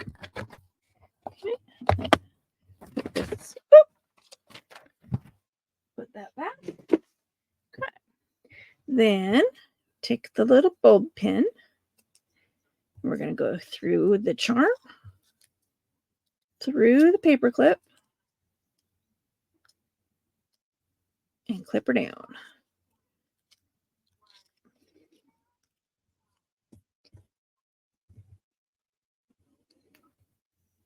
Through the charm, through the paper clip, give it a close.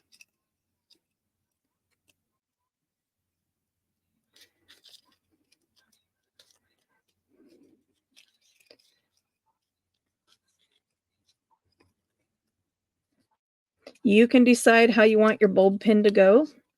You can put the hitch part up there at the paper clip like that, or you can spin it so that the bulb part is up at the paper clip and the connecting part is down where your charm is. So either that way or that way. Doesn't make too much difference aesthetically. They both look, the same. Okay. That is not wanting to stay facing the right direction, though.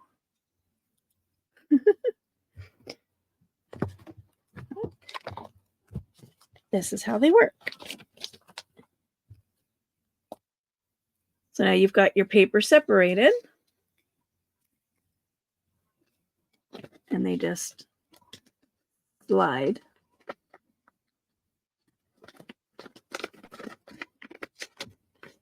Slide on like that. Oh, I'm like, what am I hanging up on? I'm hanging up on the cluster on the page, on the other page. So this is why you would decorate both sides. So that way, you don't have a blank on the other side.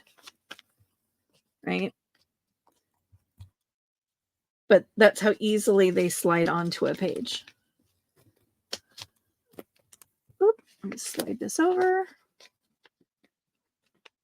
Try to make room for the other one since I did make two. I might as well put them both in the book.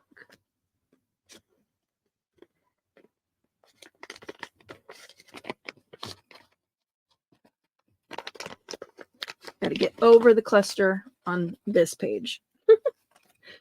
There we go. So, hidden paper clips.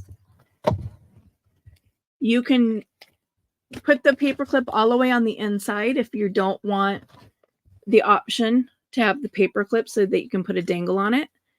If you don't want that, put that paper clip flush with the cardboard on the cardstock on the inside and flush with your outer paper, and then you won't have the paper clip sticking up at the top. So if you don't want the charms, put them flush. Okay.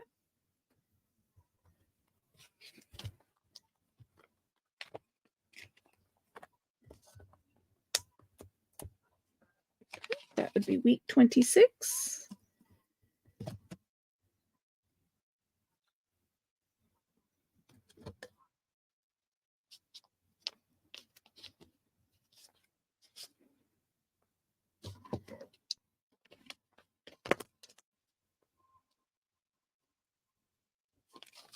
And then last but not least is her patchwork, which called patchwork pockets. These were pretty cool. I remember when she made these before. I did a Gale, and I made a bunch of them when I first saw it, used them all, and have since not made more.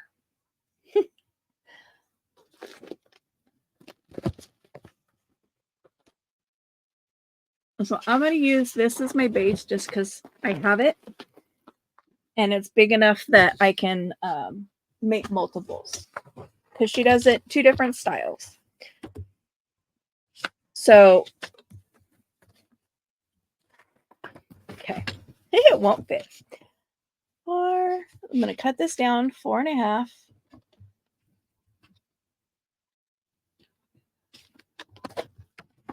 Okay. And then 2. 2.5. I don't know if I'm going to be able to get 2 out of these. Oh, good. I can. And now I'm doing mine 2.5 by 4.5. You don't have to do them this small. And they don't even really have to be an exact measurement. That is a personal, that's your personal choice. You do want it to be long enough that when you fold it, you still have a decent sized pocket. So you could go 6 and then it'll fold into like a 4-inch pocket, for example. So what you're going to do is put it lengthwise and you're going to fold these toward the center, but not touching. You want to try to even them out as best you can.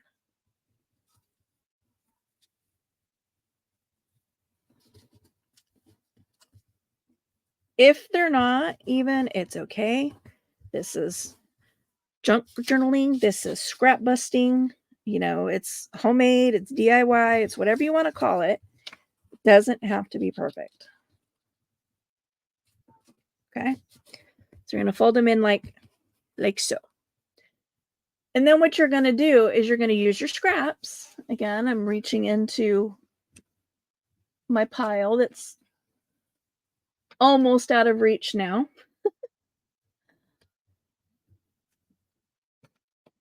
my own doing there. Grab some scraps that are over there. This is also why I didn't throw this away.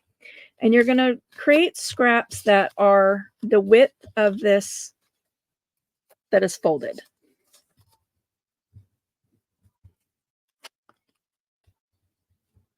It's a little long. That's probably a little short.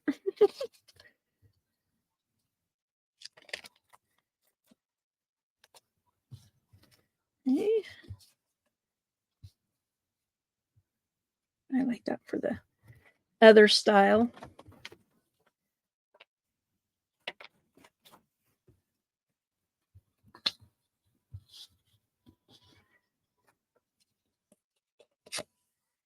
Okay. And we're going to go with that. You want your strips to be semi-thin. Because, and again, it depends on the height of your pocket. If you made a small pocket, you're not going to want big fat strips, for example, because it's going to take up a lot of space.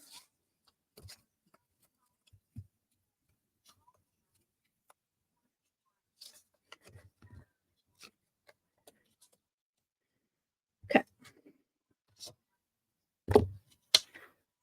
So what you're going to do is you're going to create a front to your pocket using these strips. Ink. Now, if you're going to ink, let's just put that out there.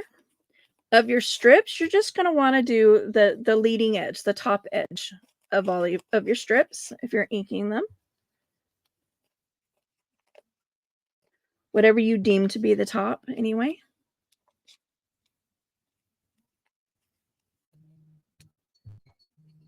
Oh. Wow, I've been on here for 2 hours.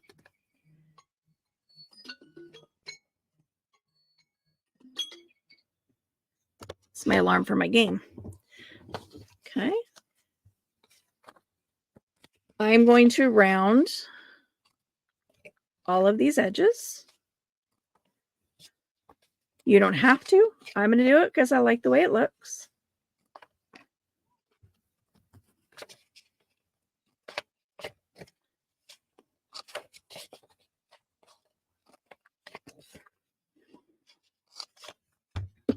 Okay. Then we're going to ink.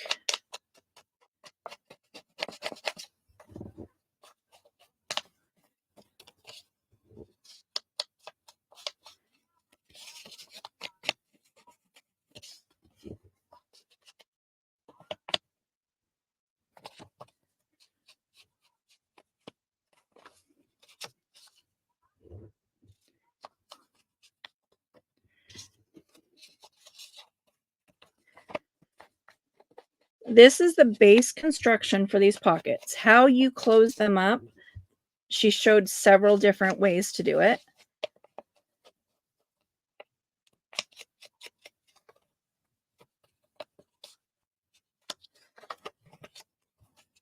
And depending on how these fit on the pocket, will determine how many of them I actually show. Okay, so you got your pockets here, right? So now you're going to layer these on the inside of the pocket, moving toward the bottom.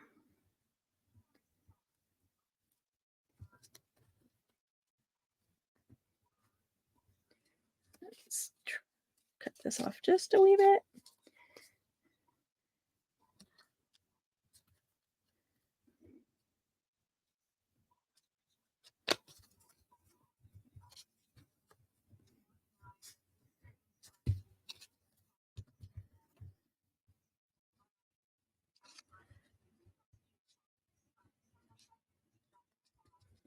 You can glue each one of these down if you want.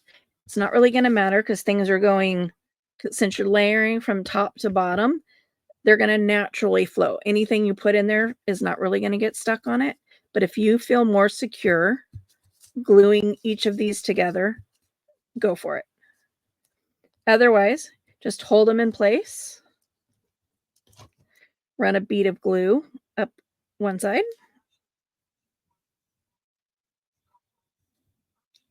Once your glue is going, glue this little flappy down. Go to the other side.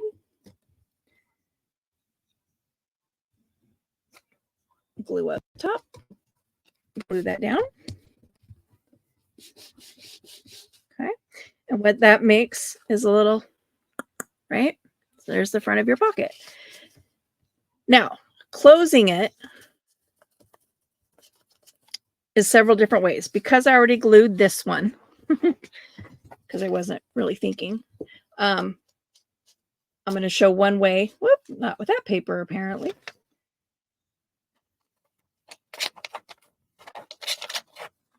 I'll show one way to close out the bottom.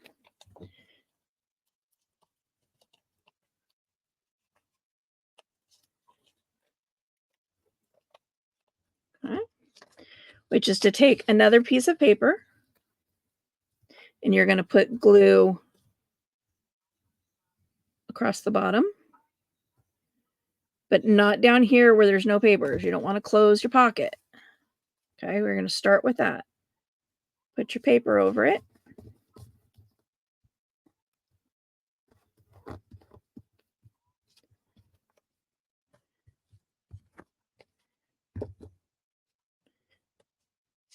Personal choice. You can glue these, you can fold these in,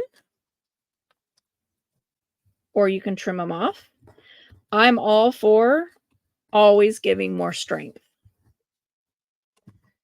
If it doesn't dramatically increase the bulk, I'm about giving it strength. So I'm going to glue those flaps in, and then you're going to put glue on your little excess down there, and you're going to fold this up.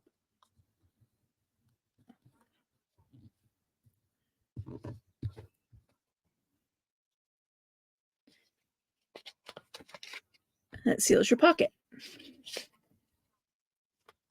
Okay. Another option is to fold this up. Okay. It does shorten your pocket even further. So if you started with a short pocket, you're going to have an even shorter one. And what you're going to do is you're going to cut out these little corners down here, which is going to require you to hole punch or to round your corners again if you want them rounded.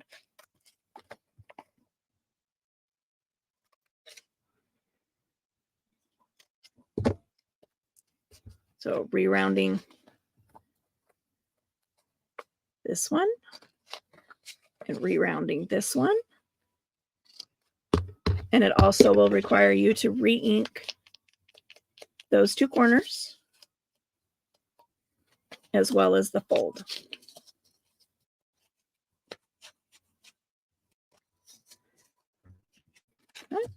And then you follow the same steps. You just have less room doing it this way, unless you made a tall pocket to begin with. Which clearly I did not. This is a little too long. I'm going to put that there, put that there. So this is only going to have two layers in it, but I'm going to glue that. Come over here, glue that. You can add another line here if you choose. Just make sure you don't go above where your inside papers are.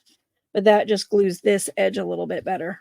So then versus having it flap open like this.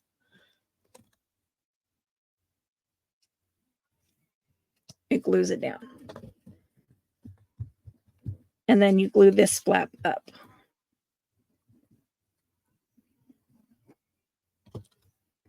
And then that closes your pocket.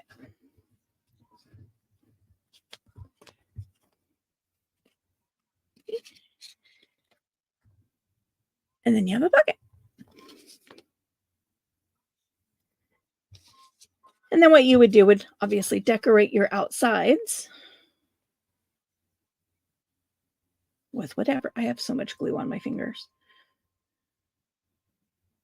Happens every time. And I feel like I'm out of practice on the whole idea of crafting.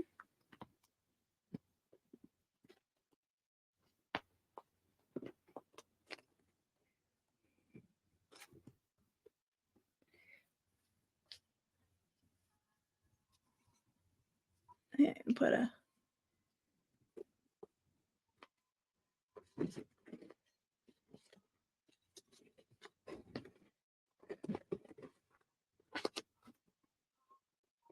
Sorry, I'm digging back in Tina's.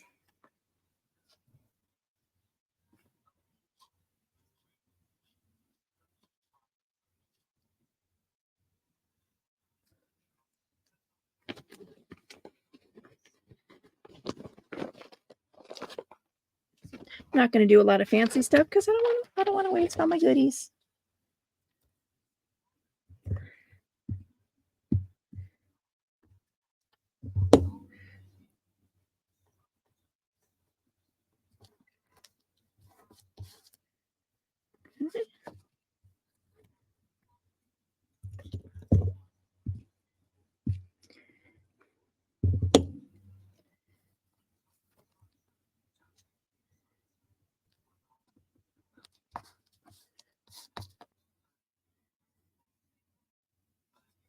Well, since I'm all about the bows today, let's see if we can find some little bows.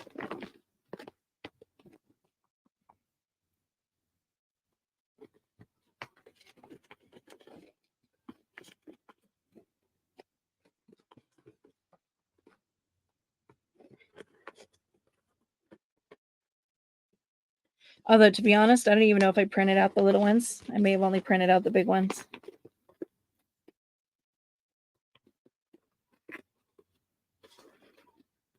But you know what? I know it just occurred to me.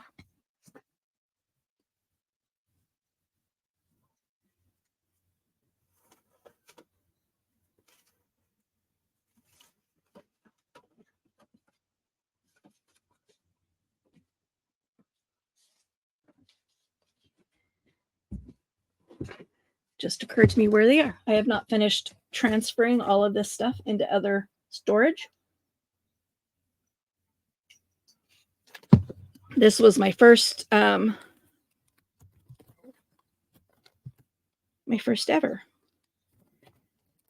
There's her miniatures.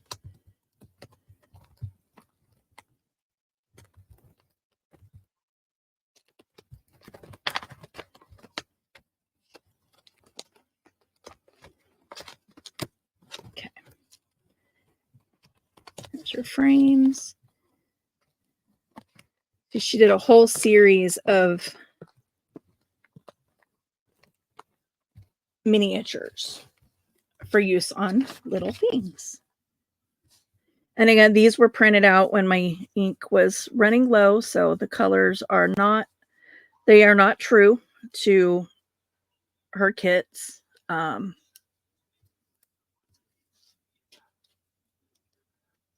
one of her little boots.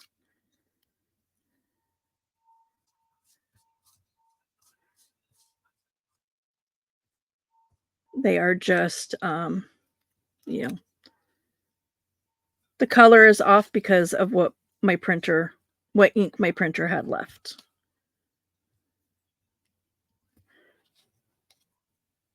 There's one of her boots.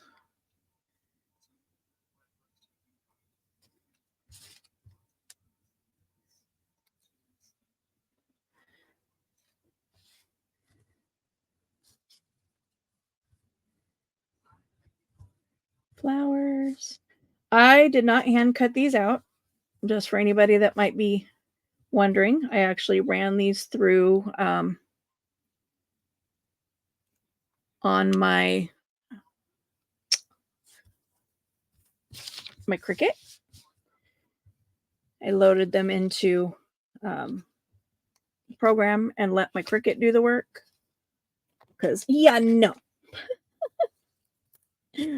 I'm not cutting all these little itty bitty tiny things out. Not gonna happen. So again, this is Tina Shabby Dabby Doodah. These are, I purchased those through her Etsy shop by the same name. I throw those away. Throw these away.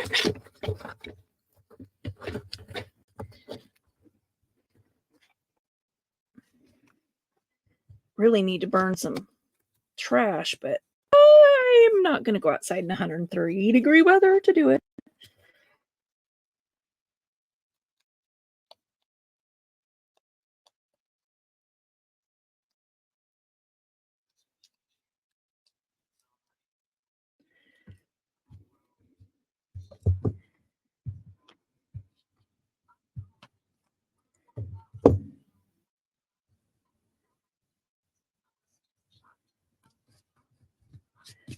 Put that on there.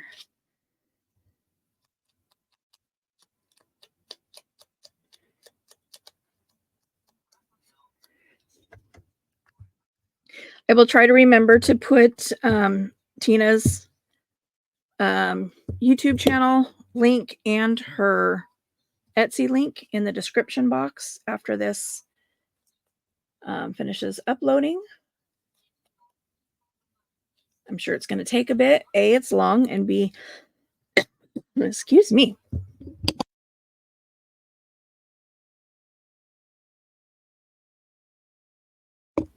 Sorry about that. That came out of nowhere. And, you know, Wi-Fi issues. So, but I will try to remember to do that by the time it actually uploads. I don't know where my lid is for my glue stick. It's on my desk somewhere. Okay. So patchwork pockets, as done by Miss Melina Pylant.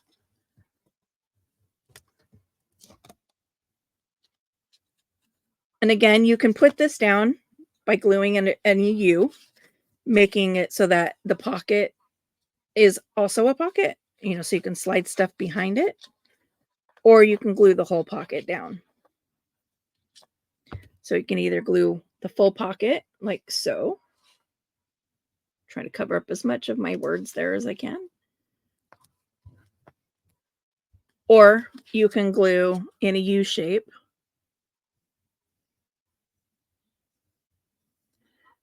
To create a double pocket.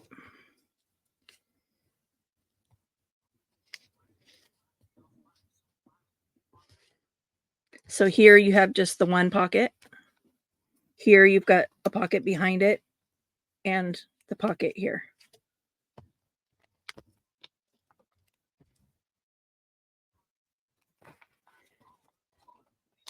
Oh, caught up. Week 27. Also on July 9th. And there we go.